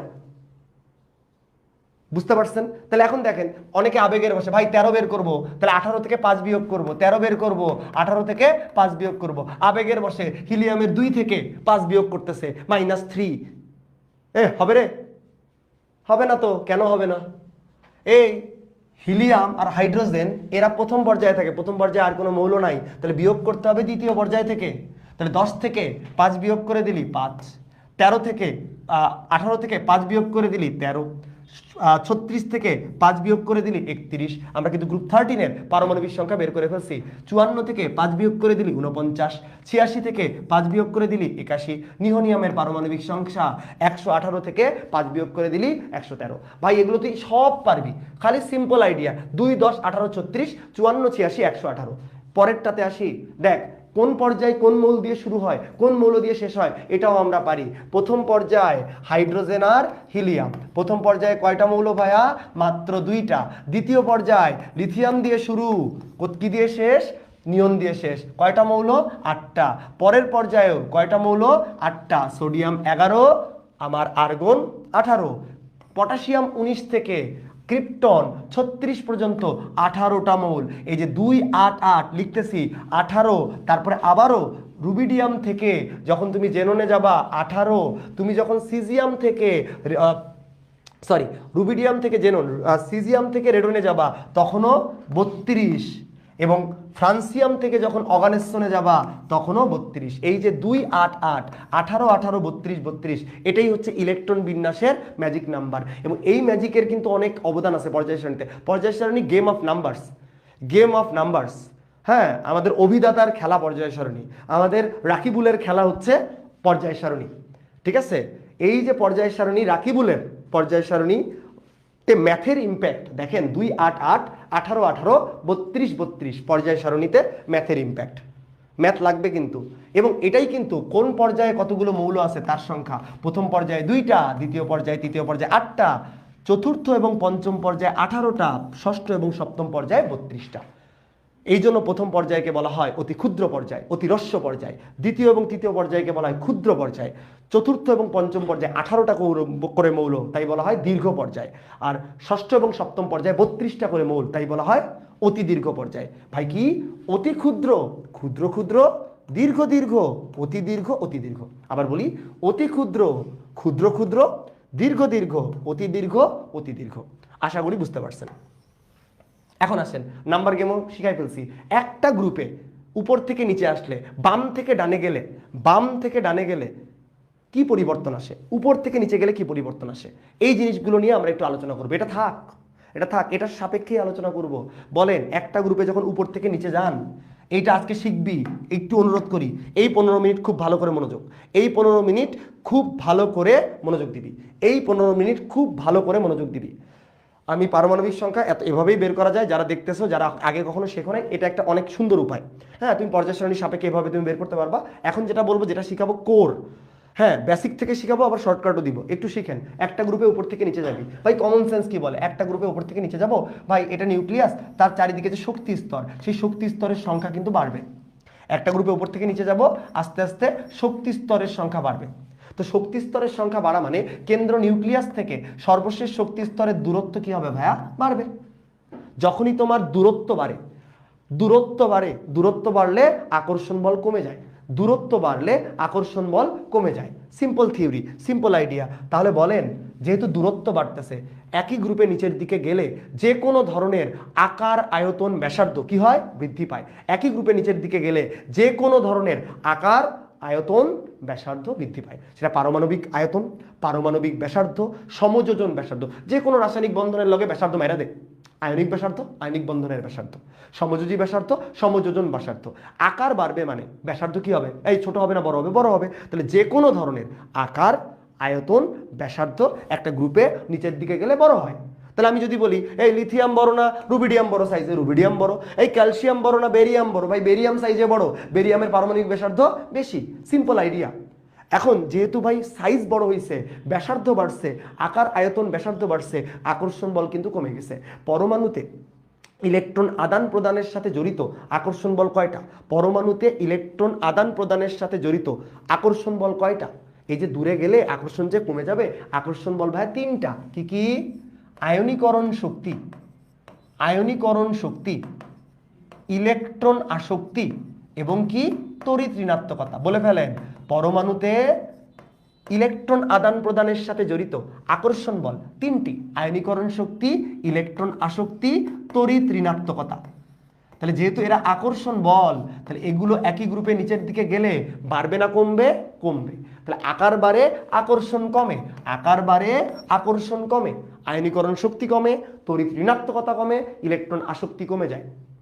এখান থেকেই পিক কর, তড়িৎ ঋণাত্মকতা কমে গেল, তাহলে তড়িৎ ধনাত্মকতা কি হবে রে? বাড়বে।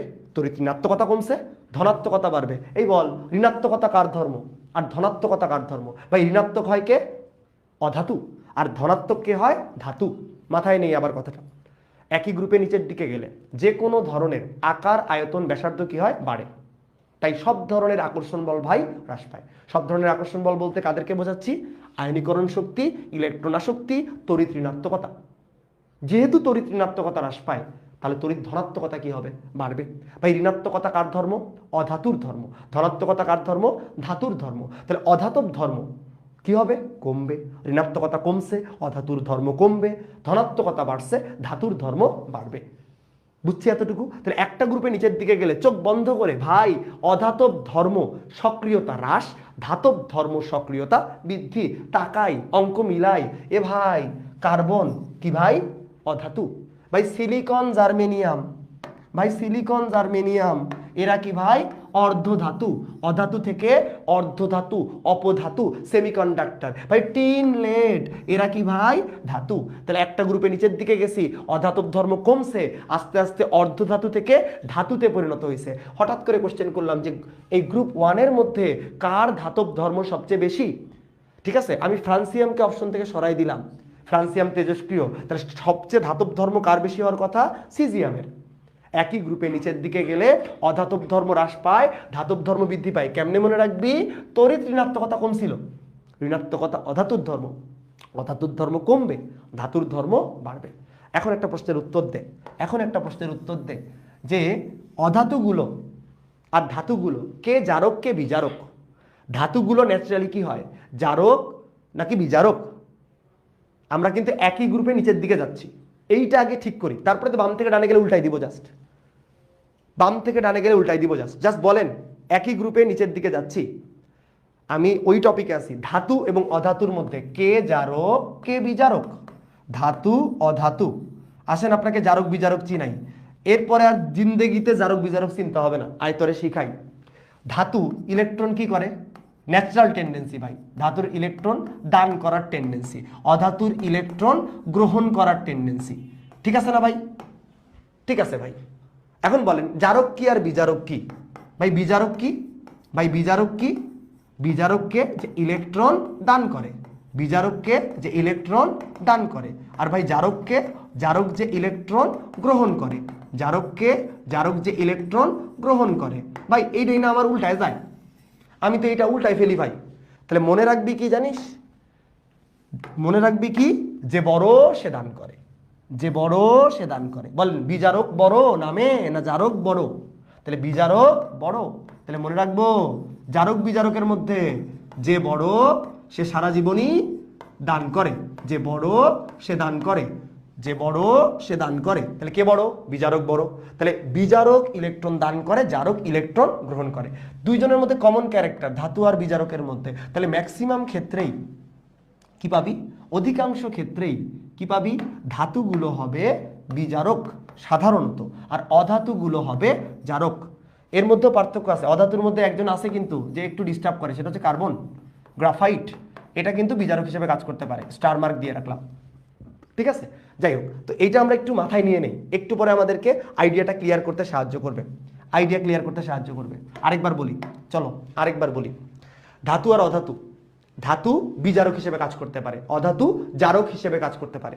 ধাতু বিজারক হিসেবে কাজ করতে পারে, অধাতু জারক হিসেবে কাজ করতে পারে। এখন আমাকে বলেন একই গ্রুপে নিচের দিকে গেলে, একই গ্রুপে নিচের দিকে গেলে, একই গ্রুপে নিচের দিকে গেলে বলে ফেলেন ধাতুর ধর্ম বাড়ে না কমে? বাড়ে। আর একই গ্রুপে নিচের দিকে গেলে অধাতুর ধর্ম বাড়ে না কমে? বাড়ে না কমে?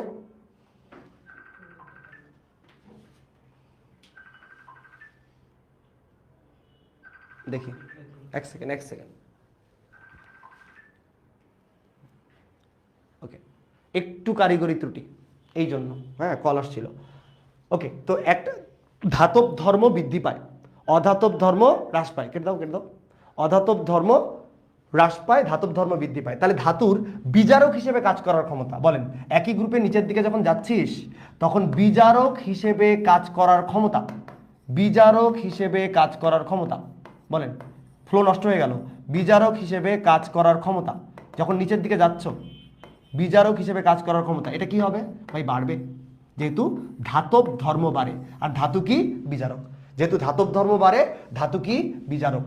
তাহলে ধাতু হিসেবে কাজ করার ক্ষমতা বা বিজারক হিসেবে কাজ করার ক্ষমতা বাড়ে, কিন্তু জারক হিসেবে কাজ করার ক্ষমতা কি হয়? হ্রাস পায়। জারক হিসেবে কাজ করার ক্ষমতা হ্রাস পায়। তাহলে এখান থেকে কিন্তু প্রশ্নের উত্তর দিতে পারিস যে lithium, sodium, potassium, rubidium, caesium কোনটা শক্তিশালী বিজারক? অ্যান্সার কি হবে? সিজিয়াম। কারণ একই গ্রুপে নিচের দিকে গেলে বিজারক হিসেবে কাজ করার ক্ষমতা বাড়ে, জারক হিসেবে কাজ করার ক্ষমতা হ্রাস পায়। বিজারকের ধর্ম কিন্তু ভাই বিজারণ ধর্ম, আর জারকের ধর্ম হচ্ছে জারণ ধর্ম।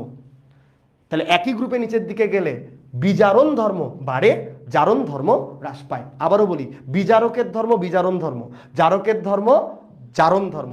একই গ্রুপে নিচের দিকে গেলে বিজারক হিসেবে কাজ করার ক্ষমতা বাড়ে, অর্থাৎ বিজারণ ক্ষমতাও বৃদ্ধি পায়, আর জারক হিসেবে কাজ করার ক্ষমতা হ্রাস পায়, জারণ ক্ষমতাও হ্রাস পায়।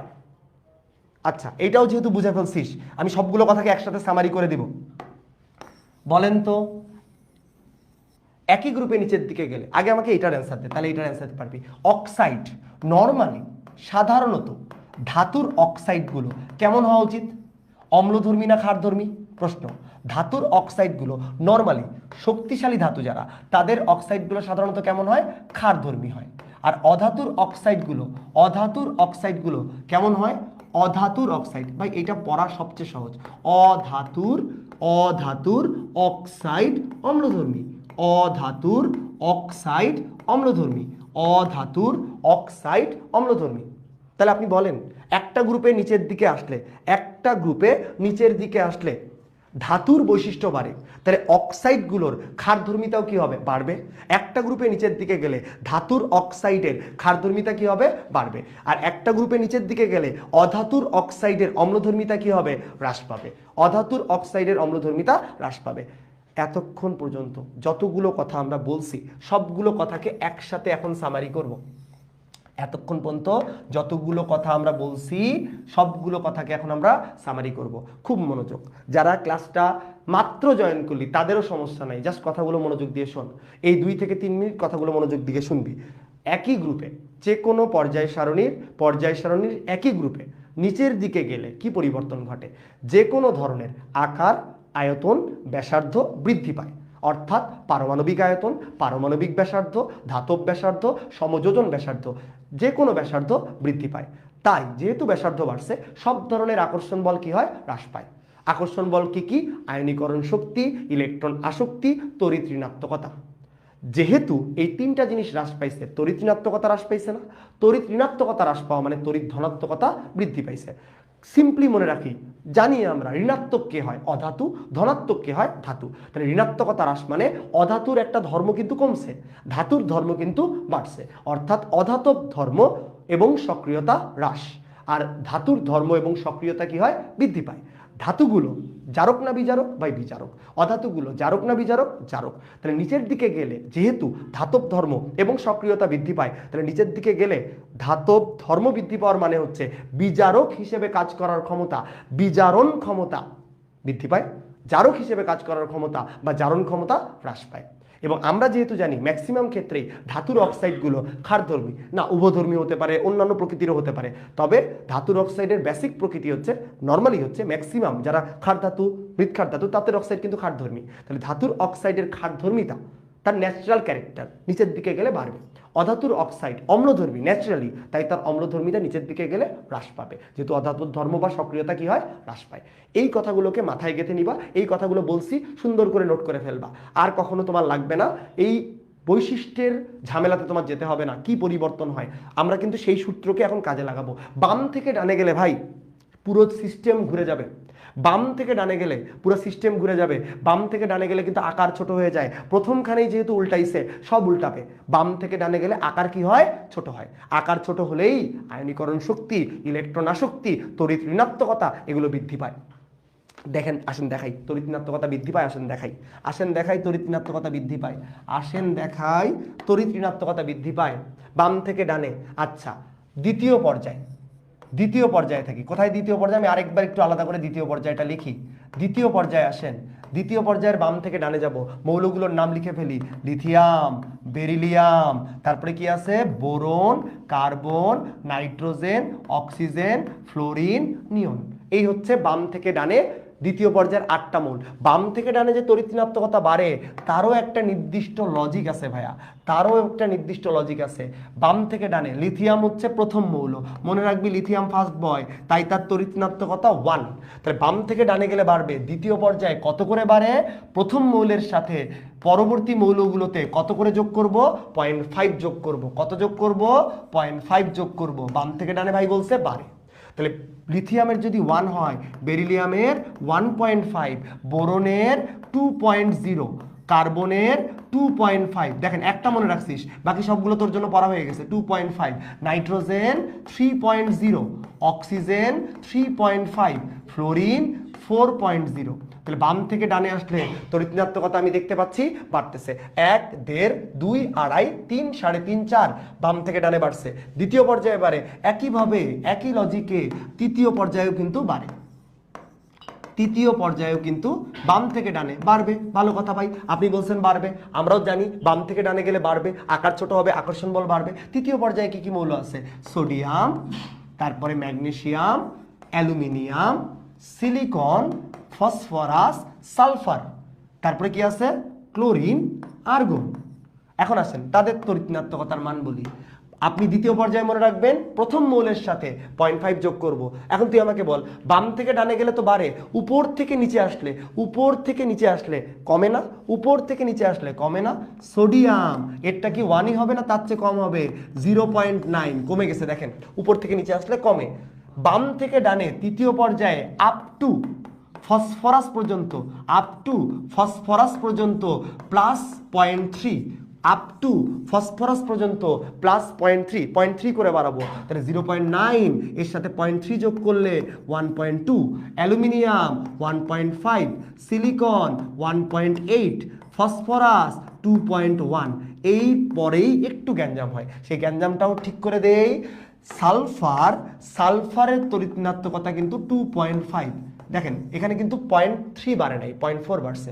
আর ক্লোরিনের তড়িৎ ঋণাত্মকতা 3.0। ভাই তড়িৎ ঋণাত্মকতা ভর্তি পরীক্ষার জন্য ফাটাই ইম্পর্টেন্ট টপিক, মানে ফাটাফাটি ইম্পর্টেন্ট একটা টপিক হচ্ছে তড়িৎ ঋণাত্মকতা। তড়িৎ ঋণাত্মকতা ফাটাফাটি ইম্পর্টেন্ট একটা টপিক। আমি তড়িৎ ঋণাত্মকতা এই টেকনিক দিয়ে যদিও পড়াই না, আমার যখন অ্যাডমিশন টেস্ট হয়েছিল আজকে থেকে বহু বছর আগের কথা, অতীতকালের কথা, তখন তড়িৎ ঋণাত্মকতা পড়ানোর জন্য হ্যাঁ আমাদের ওই সময়ে আমি রংপুরে পড়ছি। হ্যাঁ আজকে এই আমাদের হচ্ছে যে ফাহাদ এবং তোফায়েল দুজনই তো আমার ঢাকা মেডিকেল কলেজের জুনিয়র, ফাহাদ এবং আমি।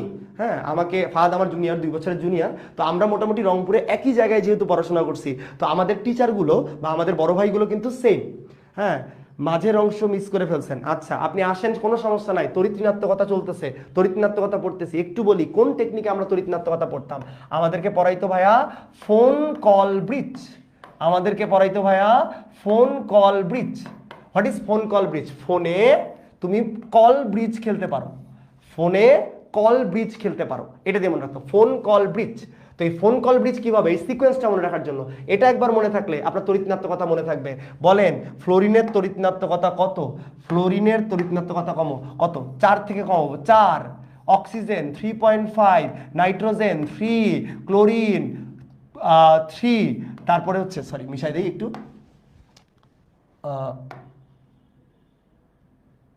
মিশাই দিই, ক্লোরিন 3, আচ্ছা ক্লোরিনও 3, ব্রোমিন 2.8, আয়োডিন 2.5, কার্বন 2.5, হাইড্রোজেন 2.1। কি করবেন আপনি? আগে আপনি উপরেরটা পড়তে যান না, যে কাজটা আমি করলাম একটু ভুল হয়েছে, সেটা হচ্ছে উপরেরটা আগে লিখে দিচ্ছি, তাই না? উপরেরটা আগে লেখা উচিত ছিল না, উপরেরটা ভুলে যা। তুই এই সিকোয়েন্সটা মনে রাখ, 4, 3.5, 3, 3, 2.8, 2.5, 2.1। ভাই তাড়াতাড়ি বলে ফেলছি, আস্তে ঠান্ডা ভাই। হাতে 4, 4, 8টা আঙ্গুল সামনে রাখি, 4, 3.5, 3, 3, 2.8, 2.5, 2.1। আবার বলি 4, 3.5, 3, 3, 2.8, আড়াই আড়াই 2.1, 8টা। এই 8টার বাইরে পরীক্ষা আসেই না। তাদেরকে মাথায় একসাথে রাখানোর জন্য ফোন কল ব্রিজ, তাদেরকে একসাথে মনে রাখার জন্য ফোন কল ব্রিজ। তাহলে 4, 3.5, 3, 2.8, আড়াই আড়াই 2.1। এই উপরের টেকনিকটা মনে রাখবো এই কথাটা দিয়ে, ফোন কল ব্রিজ। ভাই তড়িৎ ঋণাত্মকতাতে এত কেন পুশ করতেছেন? ভাই রে, তুই যদি তড়িৎ ঋণাত্মকতা না পারিস তাহলে কিন্তু তুই কোন যৌগটা বিশুদ্ধ সমযোজী, কোন যৌগটা অপোলার সমযোজী, কোন যৌগটা পোলার সমযোজী, কোন যৌগটা আয়নিক, এটা বের করতে পারবি না। তাহলে আবার বলি, 4, 3.5, 3, 2.8, আড়াই আড়াই 2.1। 4, 3.5, 3, 2.8, আড়াই আড়াই 2.1। তাহলে এদের এই যে তড়িৎ ঋণাত্মকতা, কাদের তড়িৎ ঋণাত্মকতা? ভাই ফোন কল ব্রিজের। ফোন কল ব্রিজের। ফোন বিভিন্নভাবে হেল্প করে ভাই। এই ফোন হচ্ছে তারাই, এই ফোনগুলোই কি করতে পারে? এই ফোন হাইড্রোজেনের সাথে হাইড্রোজেন বন্ড তৈরি করে। ফোন হাইড্রোজেনের সাথে, প্রশ্ন যদি করি কারা হাইড্রোজেনের সাথে হাইড্রোজেন বন্ড তৈরি করে? কে করে? ফোন দিয়ে হাইড্রোজেন বন্ড তৈরি করে। কি দিয়ে বন্ড তৈরি করে? ফোন দিয়ে হাইড্রোজেন বন্ড তৈরি করে। ফোন দিয়ে। যারা কমেন্ট করতেছিস, যারা ক্লাসে আসিস, আমি অত্যন্ত তোদের প্রতি ধন্যবাদ, গ্রেটফুল। তোরা পার্টিসিপেট করতেছিস এবং এই জিনিসগুলো তোদের কাজে লাগবে, মাথায় সেট হয়ে যাবে যতক্ষণ তুই ক্লাসে থাকবি। এক্সট্রা কথা না, কোনো গল্প না, পড়বো আমরা, সলিড লেভেলে পড়বো। যেখানে মজার দরকার মজা করবো, যেখানে পড়ার দরকার আমরা পড়বো। আচ্ছা, যেটা বলতেছি, ফোন এর সাথে হাইড্রোজেন বন্ড তৈরি করে, ফোন দিয়ে বন্ড তৈরি করে, বন্ধন তৈরি করে ফোনের সাথে। আসেন, তাহলে আমরা তড়িৎ ঋণাত্মকতা পড়ছি। তড়িৎ ঋণাত্মকতা কেন পড়বো? দেখ, তড়িৎ ঋণাত্মকতা না জানা থাকলে তুই জানতে পারবি না কে পোলার সমযোজী, কে অপোলার সমযোজী, কে আয়নিক। আচ্ছা বলেন তো, প্রশ্ন রাখি, এখন অনেকক্ষণ ধরে কোনো কোয়েশ্চেন করি না, আসেন একটা কোয়েশ্চেন করি আপনাদেরকে, যে কখন একটা সমযোজী যৌগকে বিশুদ্ধ সমযোজী যৌগ বলা হয়? কখন একটা সমযোজী যৌগকে বিশুদ্ধ সমযোজী যৌগ বলা হয়? বলে ফেলেন, কখন একটা যৌগকে বিশুদ্ধ সমযোজী যৌগ বলা হয়? দেখি আপনার কোশ্চেনের অ্যান্সার দেন, আমি একটু পানি খেয়ে নিই।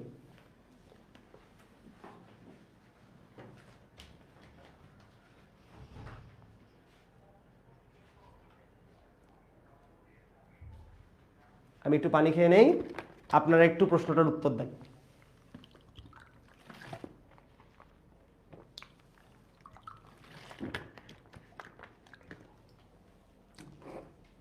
Almost there. বিশুদ্ধ সমযোজী হওয়ার জন্য, হ্যাঁ, ফোন দিয়ে কথা বলে 1.7 আগে হলো বিশুদ্ধ, ডিফারেন্স লেস দেন 0.5 হয়।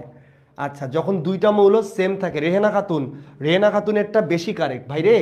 একদম যদি তুই বলিস বিশুদ্ধ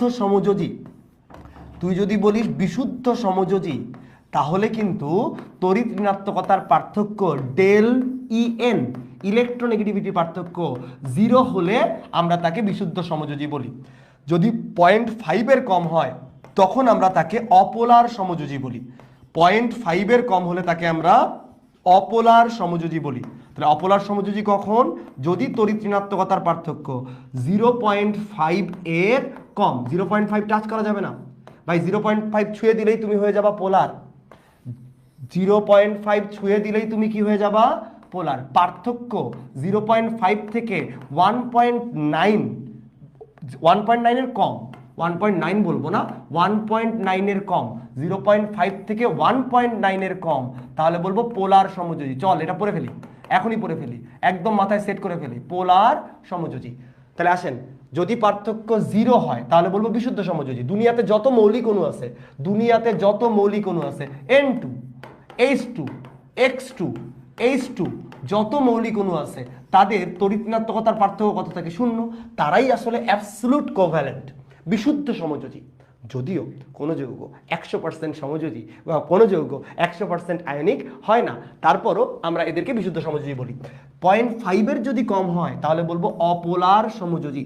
যদি 0.5 থেকে 1.9 কম হয় তাহলে বলবো পোলার সমযোজী। ডাইপোল ক্রিয়েট করবে, ডাইপোল বন্ধন তৈরি করতে পারবে। আর যদি তড়িৎ ঋণাত্মকতা 1.9 বা তার বেশি হয়ে যায় তখন তাকে আমরা বলি আয়নিক। 1.9 বা তার বেশি হলে সে আয়নিক ধর্ম দেখায়। তাহলে আয়নিক হওয়ার জন্য যোগ্যতা কি 1.9 বা তার বেশি। আয়নিক হওয়ার যোগ্যতা কি 1.9 বা তার বেশি। কোনো সমস্যা নাই স্নিগ্ধ, তুমি বলছো, ট্রাই করছো, দ্যাটস গুড। 0.5 এর কম, দ্যাটস গুড, কোনো সমস্যা নাই। ভুল হবে, ভুল করেই আমরা শিখবো, ভুল করেই আমরা শিখবো। আমি কিন্তু মাঝে মাঝে কমেন্ট চেক করতেছি, সো আপনারা যারা ক্লাসের মধ্যে আসেন এবং কমেন্ট করতেছেন আমি কিন্তু খুবই খুশি, ঠিক আছে? আমি আপনাদের প্রতি গ্রেটফুল, আপনারা ক্লাসটা দেখতেছেন। ওকে, এখন আসেন, আমি এইটা আসলে পড়াইতে চাই নাই, এটা চলে আসছে তাই আমি একটু বলে দিছি, এটা আমরা পরে আরো ডিটেইলে পড়বো, পরে আমরা আরো ডিটেইলে পড়বো। আচ্ছা, আলিফুল বারবার একটা প্রশ্ন করতেছে, ওই প্রশ্নটার একটু সমাধান দিয়ে দেই। ভাই কোন কোন আকরিক পড়বো? আকরিক তো দুনিয়াতে অনেকগুলো আছে, আকরিক কোনগুলো পড়বো? ভাই দেখেন, আকরিক চাইলে আপনি অনেক পড়তে পারেন, আকরিক চাইলে আপনি অনেক পড়তে পারেন, কিন্তু কিছু কিছু জিনিস পরীক্ষায় বারবার আসে। যেমন আমরা বলি গ্রুপ 13 এর কথা চিন্তা করি, আসো গ্রুপ 13 দিয়ে একটু আলোচনা করি, একটু আলোচনা করি। গ্রুপ 13 এর মধ্যে কি আছে? বোন, আমার, গেল, ইন্ডিয়া, থাইল্যান্ড এবং হচ্ছে নিউজিল্যান্ড। একটু খেয়াল করি সবাই। তো এর মধ্যে বোরনটা কি ভাইয়া? অপধাতু। বোরনটা কি? অপধাতু। সেটা আমার মাথা ব্যথা না। আচ্ছা, আমি একটু বলে দিই, পি ব্লকের মধ্যে একটু আসতে যাই, মনে হচ্ছে তো ফার্স্ট হয়ে যাচ্ছি। পি ব্লক মৌলের মধ্যে, পি ব্লক মৌল তো 36টা না, ক্লাস একটু লম্বা হয়ে যাচ্ছে, আর বেশিক্ষণ পড়াবো না। পি ব্লক মৌল 36টা, তাই না? পি ব্লক মৌল 36টা। এই 36টা মৌলের মধ্যে অপধাতু কিন্তু ভাই আছে 6টা। অপধাতু কয়টা আছে? 6টা। আপনি চেষ্টা করবেন এটাকে খুব ভালো করে মনে রাখার। হ্যাঁ, মেটালয়েড বা সেমি মেটাল বা অর্ধধাতু 6টা। তো আমাদের সময় আমাদের ভাইরা পড়াইতো, তখন আমাদের সময় বইয়ে দেওয়া ছিল 7টা, ঠিক আছে? কি বলে হচ্ছে, কে কোশ্চেন করছে? আচ্ছা, তোফায়েল হুজুর ঘুমাই গেছো নাকি? জেগে ওঠো, হ্যাঁ জেগে ওঠো তোফায়েল হুজুর, তোমার বাণী শুনতে চাই। আচ্ছা, তো বোরন হচ্ছে অপধাতু, অপধাতু 6টা। এটা মনে রাখার জন্য আমরা এই টেকনিকটা ইউজ করতাম, জানি না এখন তোরা কি ইউজ করি। বর ছিল যেন আজ সব থেকে অনন্য, বর ছিল যেন আজ সব থেকে অনন্য। অপধাতু মেডিকেল ভর্তি পরীক্ষা খুব ইম্পর্টেন্ট, এই পরীক্ষা আসবে। বোরন, সিলিকন, যেনতে জার্মেনিয়াম, আস্তে আর্সেনিক, সবতে এসবি, থেকেতে টেলুরিয়াম, অনন্য দিয়ে আগে ছিল অ্যাস্টাটিন, এখন আর অ্যাস্টাটিন দিচ্ছে না, তাই অনন্য সূত্রের বাইরে। তাহলে এই 6টা হচ্ছে অপধাতু। তো বোরন অপধাতু, মাথা ব্যথা না। অ্যালুমিনিয়াম নিয়ে পড়াশোনা করব, অ্যালুমিনিয়ামের আকরিক পরীক্ষা আসে, অ্যালুমিনিয়ামের অক্সাইড আকরিক পরীক্ষা আসে, অ্যালুমিনিয়ামের অক্সাইড আকরিক, অ্যালুমিনিয়ামের অক্সাইড আকরিক 4টার নাম চলেন আপনাদেরকে পড়াই দেই। অ্যালুমিনিয়ামের অক্সাইড আকরিক 4টার নাম, সবাই একটু মনোযোগ দাও, সবাই এইটা নোটের মধ্যে রাখবা। অ্যালুমিনিয়ামের অক্সাইড আকরিক, অ্যালুমিনিয়ামের অক্সাইড আকরিক কি কি আছে চলেন আমরা একটু অন্য কালারের পেন ইউজ করি। অ্যালুমিনিয়াম অক্সাইড আকরিক তো কি কি আছে বলে দেই। Corundum, diaspore, bauxite, gibbsite. Corundum এইগুলো বুয়েটেও আসে, হ্যাঁ ভার্সিটিতেও আসে, হ্যাঁ বুয়েট পিলিতেও পাবে। Corundum, diaspore, bauxite, gibbsite. ভাই আপনার এত ভালো মনে আছে, আমাদের তো মনে নাই, তাহলে আমাদের বুদ্ধি বলেন কেমনে মনে রাখা যায়? আসেন বুদ্ধি বলি। কোরান্ডাম, ডায়াসপার, বক্সাইট, জিপসাইট, ইভেন এরা আগেই বলে দিছি এরা কিন্তু অ্যালুমিনিয়ামের অক্সাইড আকরিক। তো এই অক্সাইড আকরিকগুলোকে মনে রাখার জন্য টেকনিক আমরা জানি, যদি না জেনে থাকেন দেখে রাখেন। অ্যালুমিনিয়ামের অক্সাইড আকরিক মনে রাখার জন্য একটা কোড আছে, সেই কোডটা কি? সেই কোডটা হচ্ছে কোডাবজি। সেই কোডটা কি? কোডাবজি। বাট এই কোডের কোডটা কত? কোডাবজি যে কোড, কোডাবজি 0123, কোডাবজি 0123। সো কোডাবজি 0123 কি রিপ্রেজেন্ট করে? কতে কোরান্ডাম, ডতে ডায়াসপার, বতে বক্সাইট, জিতে জিপসাইট। কতে কোরান্ডাম, ডতে ডায়াসপার, বতে বক্সাইট, জিতে জিপসাইট। ভাই কেন এই সিরিয়ালি পড়বো? কারণ প্রত্যেকটাই অ্যালুমিনিয়ামের অক্সাইড আকরিক, তাহলে প্রত্যেকটারই আমার সংকেত কি হবে? প্রত্যেকটারই আমার সংকেত হবে aluminium oxide. Al2O3, Al2O3, Al2O3, Al2O3। কিন্তু ভাই পার্থক্য তো হইল না, এই যে 0, এই যে 1, এই যে 2, এই যে 3, এগুলো হচ্ছে পানির অণুর সংকেত। কোরান্ডামে পানি নাই, ডায়াসপারের সংকেতে 1 অণু পানি, বক্সাইটের সংকেতে 2 অণু পানি, জিপসাইটের সংকেতে 3 অণু পানি। ভাই এটা কেন পড়াইলেন? যা বইয়ে যদি খুঁজে দেখিস, এইটাই হচ্ছে মেডিকেল ভর্তি পরীক্ষার প্রশ্ন, বক্সাইটের সংকেত। হ্যাঁ, বক্সাইট থেকে অ্যালুমিনিয়াম ধাতু নিষ্কাশন করা হয়, বক্সাইট থেকে অ্যালুমিনিয়াম ধাতু নিষ্কাশন করা হয়। তাহলে এই যে কোরান্ডাম, ডায়াসপার, বক্সাইট, জিপসাইট, এটা মনে রাখার সূত্র হচ্ছে কোডাবজি, আর তাদের পানির অণু মনে রাখবো 0123। তাহলে কোডাবজি 0123 অ্যালুমিনিয়ামের অক্সাইড আকরিক। আর কি অ্যালুমিনিয়ামের আকরিক ভাই, এটা তো আমি জানি, আলিফুল বলবে ভাই এটা আমি পড়ছি ভাই, এটা আমি পারি, আপনি আমাকে অন্যান্য আর কি আকরিক আছে এইটা একটু বলে দেন। আসেন, অ্যালুমিনিয়ামের আর কি আকরিক পরীক্ষায় আসে? অ্যালুমিনিয়ামের আরেকটা আকরিক পরীক্ষায় অনেক বেশি আসে, সেটা হচ্ছে চায়না ক্লে, কেওলিন বা চায়না ক্লে, কেওলিন বা কাদামাটি। চায়না ক্লে, কেওলিন বা কাদামাটি, এইটার সংকেত পরীক্ষা আসে। হ্যাঁ, China clay, China clay, clay মানে তো হচ্ছে কাদামাটি, তাহলে চায়না ক্লে, কেওলিন বা কাদামাটি, এইটার সংকেত পরীক্ষা আসে। চায়না ক্লে, কেওলিন বা কাদামাটি কি? Hydrated aluminium silicate. তাহলে হাইড্রেটেড অ্যালুমিনিয়াম সিলিকেট ভাই, হাইড্রেটেড পানি থাকবো, অ্যালুমিনিয়াম সিলিকেট অ্যালুমিনিয়াম অক্সাইড থাকবে আর হচ্ছে সিলিকন ডাইঅক্সাইড থাকবে। দেখেন, অ্যালুমিনিয়াম অক্সাইড সিলিকন ডাইঅক্সাইড যদি যোগ করে দিই অ্যালুমিনিয়াম সিলিকেট হবে। এখানে যেটা মনে রাখতে হবে, এখানে অণুগুলো কত করে, 1 অণু অ্যালুমিনিয়াম অক্সাইড, 2 অণু সিলিকন ডাইঅক্সাইড, 2 অণু পানি। আচ্ছা, আমি ভালো করে লিখি, এটা একটু কনজেস্টেড হয়ে গেল, এটাকে সরাই দেই, সুন্দর করে লিখে দেই আপনাদেরকে। Hydrated aluminium silicate, aluminium oxide থাকবে 1 অণু, 2 অণু কি থাকবে, সিলিকন ডাইঅক্সাইড, আর 2 অণু কি, পানি। অর্থাৎ এখানে রেশিও হচ্ছে 122, রেশিও কি 122। কি বলবো একে? Hydrated aluminium silicate. তাহলে চায়না ক্লের নাম কি? Hydrated aluminium silicate. Hydrated aluminium silicate, medical ভর্তি পরীক্ষার প্রশ্ন। হাইড্রেটেড অ্যালুমিনিয়াম সিলিকেট, মেডিকেল ভর্তি পরীক্ষার প্রশ্ন। কেন চায়না ক্লে ভালো করে পড়বি? কারণ কি, চায়না ক্লে কি জানিস? চায়না ক্লে হচ্ছে সিরামিকের কাঁচামাল। চায়না ক্লে কি? সিরামিকের কাঁচামাল। হ্যাঁ, সিরামিকের কাঁচামাল। সিরামিক আপনাদের সিলেবাসে নাই, সিরামিক কিন্তু পরিমাণগত অর্থনৈতিক রসায়নের পড়া। আসলে আমি একটু ওইটা একটু বলে দিই। এই যে সিরামিকের কাঁচামাল কারা? সিরামিকের কাঁচামাল ভাই কোথায় কোথায় চলে গেলেন? আয় যায় বলে দিই তোদেরকে, যেহেতু সামনে চলে আসছে সিরামিকের কাঁচামাল। এই সিরামিকের কাঁচামাল মনে রাখবো আমরা কেমনে? সিরামিকের কাঁচামাল আমরা কেমনে মনে রাখবো ভাই? সিরামিক জীবনে কি দরকার দেখ, একটা কথা বলি। ধর তুই চায়না থেকে সিরামিক নিয়ে আসছিস, বা তুই দোকানে গেলি, দোকানদার তোকে বলতেছে যে বাংলাদেশি সিরামিকের যে জিনিসপত্র আছে, কাচের যে বাসনকোসন আছে, শাইনপুকুর, বিভিন্ন কোম্পানি আছে, তো তুই তাদেরটা নিতে চাচ্ছিস। দোকানদার তোকে বলতেছে যে না ভাই আপনি চায়নারটা নেন, চায়না প্রোডাক্ট সেই ভাই বেস্ট প্রোডাক্ট ভাই, চাইনিজটা একদম তোকে ডিজাইন দিয়ে দেখাই দিচ্ছে। তো চায়না প্রোডাক্ট তুই নিয়ে গেলি বাসায়, সিরামিকের জিনিসটা, সেই চায়না প্রোডাক্টটা নিয়ে যাওয়ার পর দেখলি গরম পানি ঢালছি আর শালা ফেটে গেছে। তখন তুই কি বলবি? তখন তুই কিন্তু গালি দিবি। এই কি গালি দিবি? তুই একটা ছোট্ট করে গালি দিবি ভাই। কি গালি দিব? চায়না শালা ফালতু। কি গালি দিব? চায়না শালা ফালতু। হ্যাঁ, সিরামিক নিছি কিন্তু এই চায়না শালা ফালতু। তো চায়না শালা ফালতুতে কি? সিরামিকের কাঁচামাল হচ্ছে চায়না শালা ফালতু। So China means China clay, China means China clay. শালাতে কি? শালাতে কি? শালাতে হচ্ছে সিলিকা, সিলিকা মানে বালি, সিলিকন ডাইঅক্সাইড। আর ফালতুতে কি? ফেলসপার, ফালতুতে কি? ফেলসপার। চায়না শালা ফালতু। সিরামিকের কাঁচামাল কি? চায়না শালা ফালতু। সিরামিকের কাঁচামাল কি? চায়না শালা ফালতু। চায়না বেশি দিন যায় না, না চায়না শালা ফালতু। তাহলে চায়না ক্লে, সিলিকা, ফেলসপার কার কাঁচামাল? সিরামিকের কাঁচামাল। এই চায়না ক্লের সংকেত লাগবে। আলিফুল যদি ক্লাসটা করতে থাকো বা দেখতে থাকো, তুমি অবশ্যই চায়না ক্লের সংকেত পড়বা। আচ্ছা, এরকম আরেকটা জিনিস আছে, যদিও সেখানে অ্যালুমিনিয়াম নাই, বাট পরীক্ষায় আসে, দেখি তোমরা পারো কিনা। কর্মমুখী রসায়নে পড়ছো, বলেন তো দেখি পারেন কিনা। এটা আমি একটু মিশাই দিই, এগুলোর আর দরকার নেই, নোট করা হয়ে গেলে এগুলো আমরা সরাই দিই, এগুলো আমরা সরাই দিই, এগুলোর আর দরকার নাই, এগুলোর আর দরকার নেই। দেখি একটা প্রশ্ন করি, চায়না শালা ফালতু, এটা মনে রাখিস তাইলেই হবে।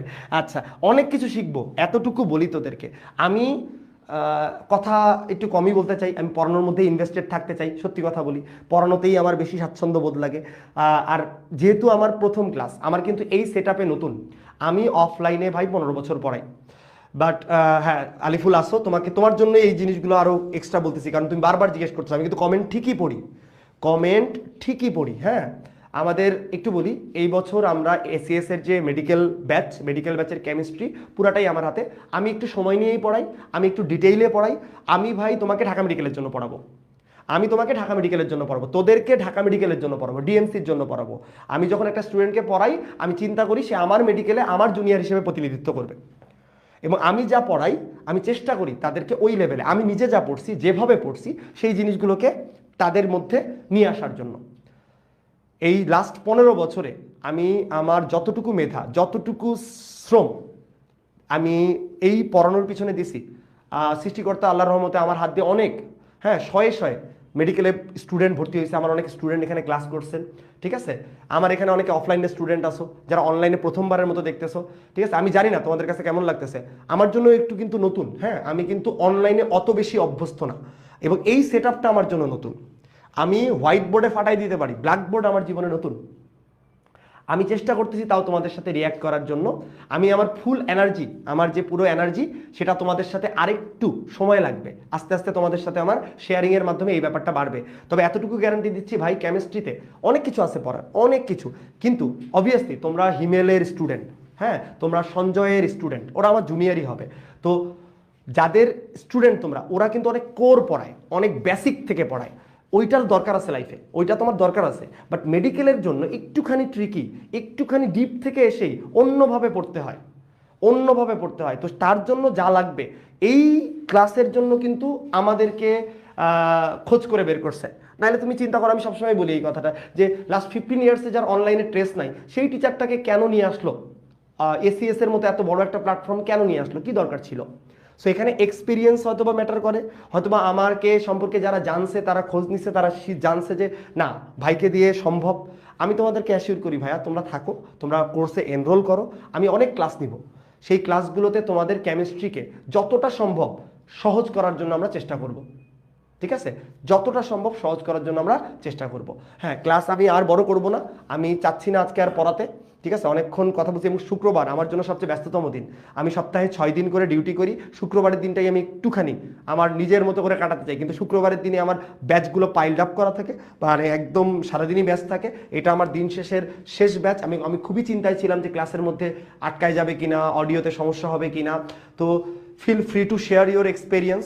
যদি ক্লাস ভালো লাগে feel free to say, class যদি খারাপ লাগে ফিল ফ্রি টু সে, কোনো সমস্যা নেই। যারা নোট শেয়ার করতে চাও তারা নোট শেয়ার করবা। তোফায়েল হুজুর, আপনি কিন্তু খেয়াল রাখবেন বাচ্চারা নোট শেয়ার করতেছে কিনা, যা যা পড়ানো হয়েছে সেই কথাগুলোকে মনে রেখে নোট শেয়ার করতেছে কিনা, ঠিক আছে। আগামীকালকে আরেকটা ক্লাস হবে, এটা আমি বলবো যে 26-এর বাচ্চারা হয়তো বা একটুখানি অভাববোধ করতে পারো। জৈব যৌগের উপরে ক্লাসটা নিব, জৈব যৌগের উপরে আমি এর থেকেও ভালো ক্লাস হবে, এটার গ্যারান্টি দিচ্ছি। আমি তোরে জৈব যৌগ যা শেখাবো, যেমনে শেখাবো, believe it or not, 24 batch 25 batch, যেমনে যেখানে জৈব যৌগ ধরাই দিব, তুই সারা জীবন মনে রাখবি, ঠিক আছে, সারা জীবন মনে রাখবি। আমি আর আজকে ক্লাসটা দীর্ঘায়িত করতে যাচ্ছি না। আমাদের তোফায়েল হুজুর কি অনলাইনে আছে? আমরা কি দেখতেছি ফাহাদ হুজুর বা তোফায়েল হুজুর কেউ যদি অনলাইনে থাকে আমাকে অনুমতি দেন, আমি চলে যেতে চাই। হ্যাঁ, তো তোমাদের সাথে ক্লাস নিয়ে খুব ভালো লাগলো। এসজিতে আমার প্রথম ক্লাস, যা যেমন লাগছে প্লিজ ফিল ফ্রি টু। আমি জানি হয়তো বা স্পিড হয়তো বা কখনো বেশি ছিল, কখনো কম ছিল, আমি ক্যামেরার দিকে কম তাকাচ্ছি, কমেন্ট কম চেক করতেছি, ঠিক আছে। একটা পোজ দেন, স্ক্রিনশট নেই প্লিজ। আচ্ছা, পোজ তো দিয়ে গেছি, আর কি পোজ? এই যে পোজ, এই কি পোজ দিব, এইটাই তো পোজ। আচ্ছা, তো তোমাদেরকে বলবো যে কোন গ্রুপে নোট সাবমিট করব। নোট সাবমিট করব এএসজিতেই, অপার স্টুডেন্ট গ্রুপ। আমার ওরকম কোনো গ্রুপ নাই, আমার ইউটিউব চ্যানেল নাই, সব কিছু নতুন করে হবে, ঠিক আছে। সবার জন্য দোয়া, সবার জন্য শুভকামনা। দেখা হচ্ছে আগামীকাল একই টাইমে ইনশাল্লাহ, ঠিক 6:30টায় আগামীকাল দেখা হবে জৈব যৌগের ক্লাস নিয়ে। আল্লাহ হাফেজ।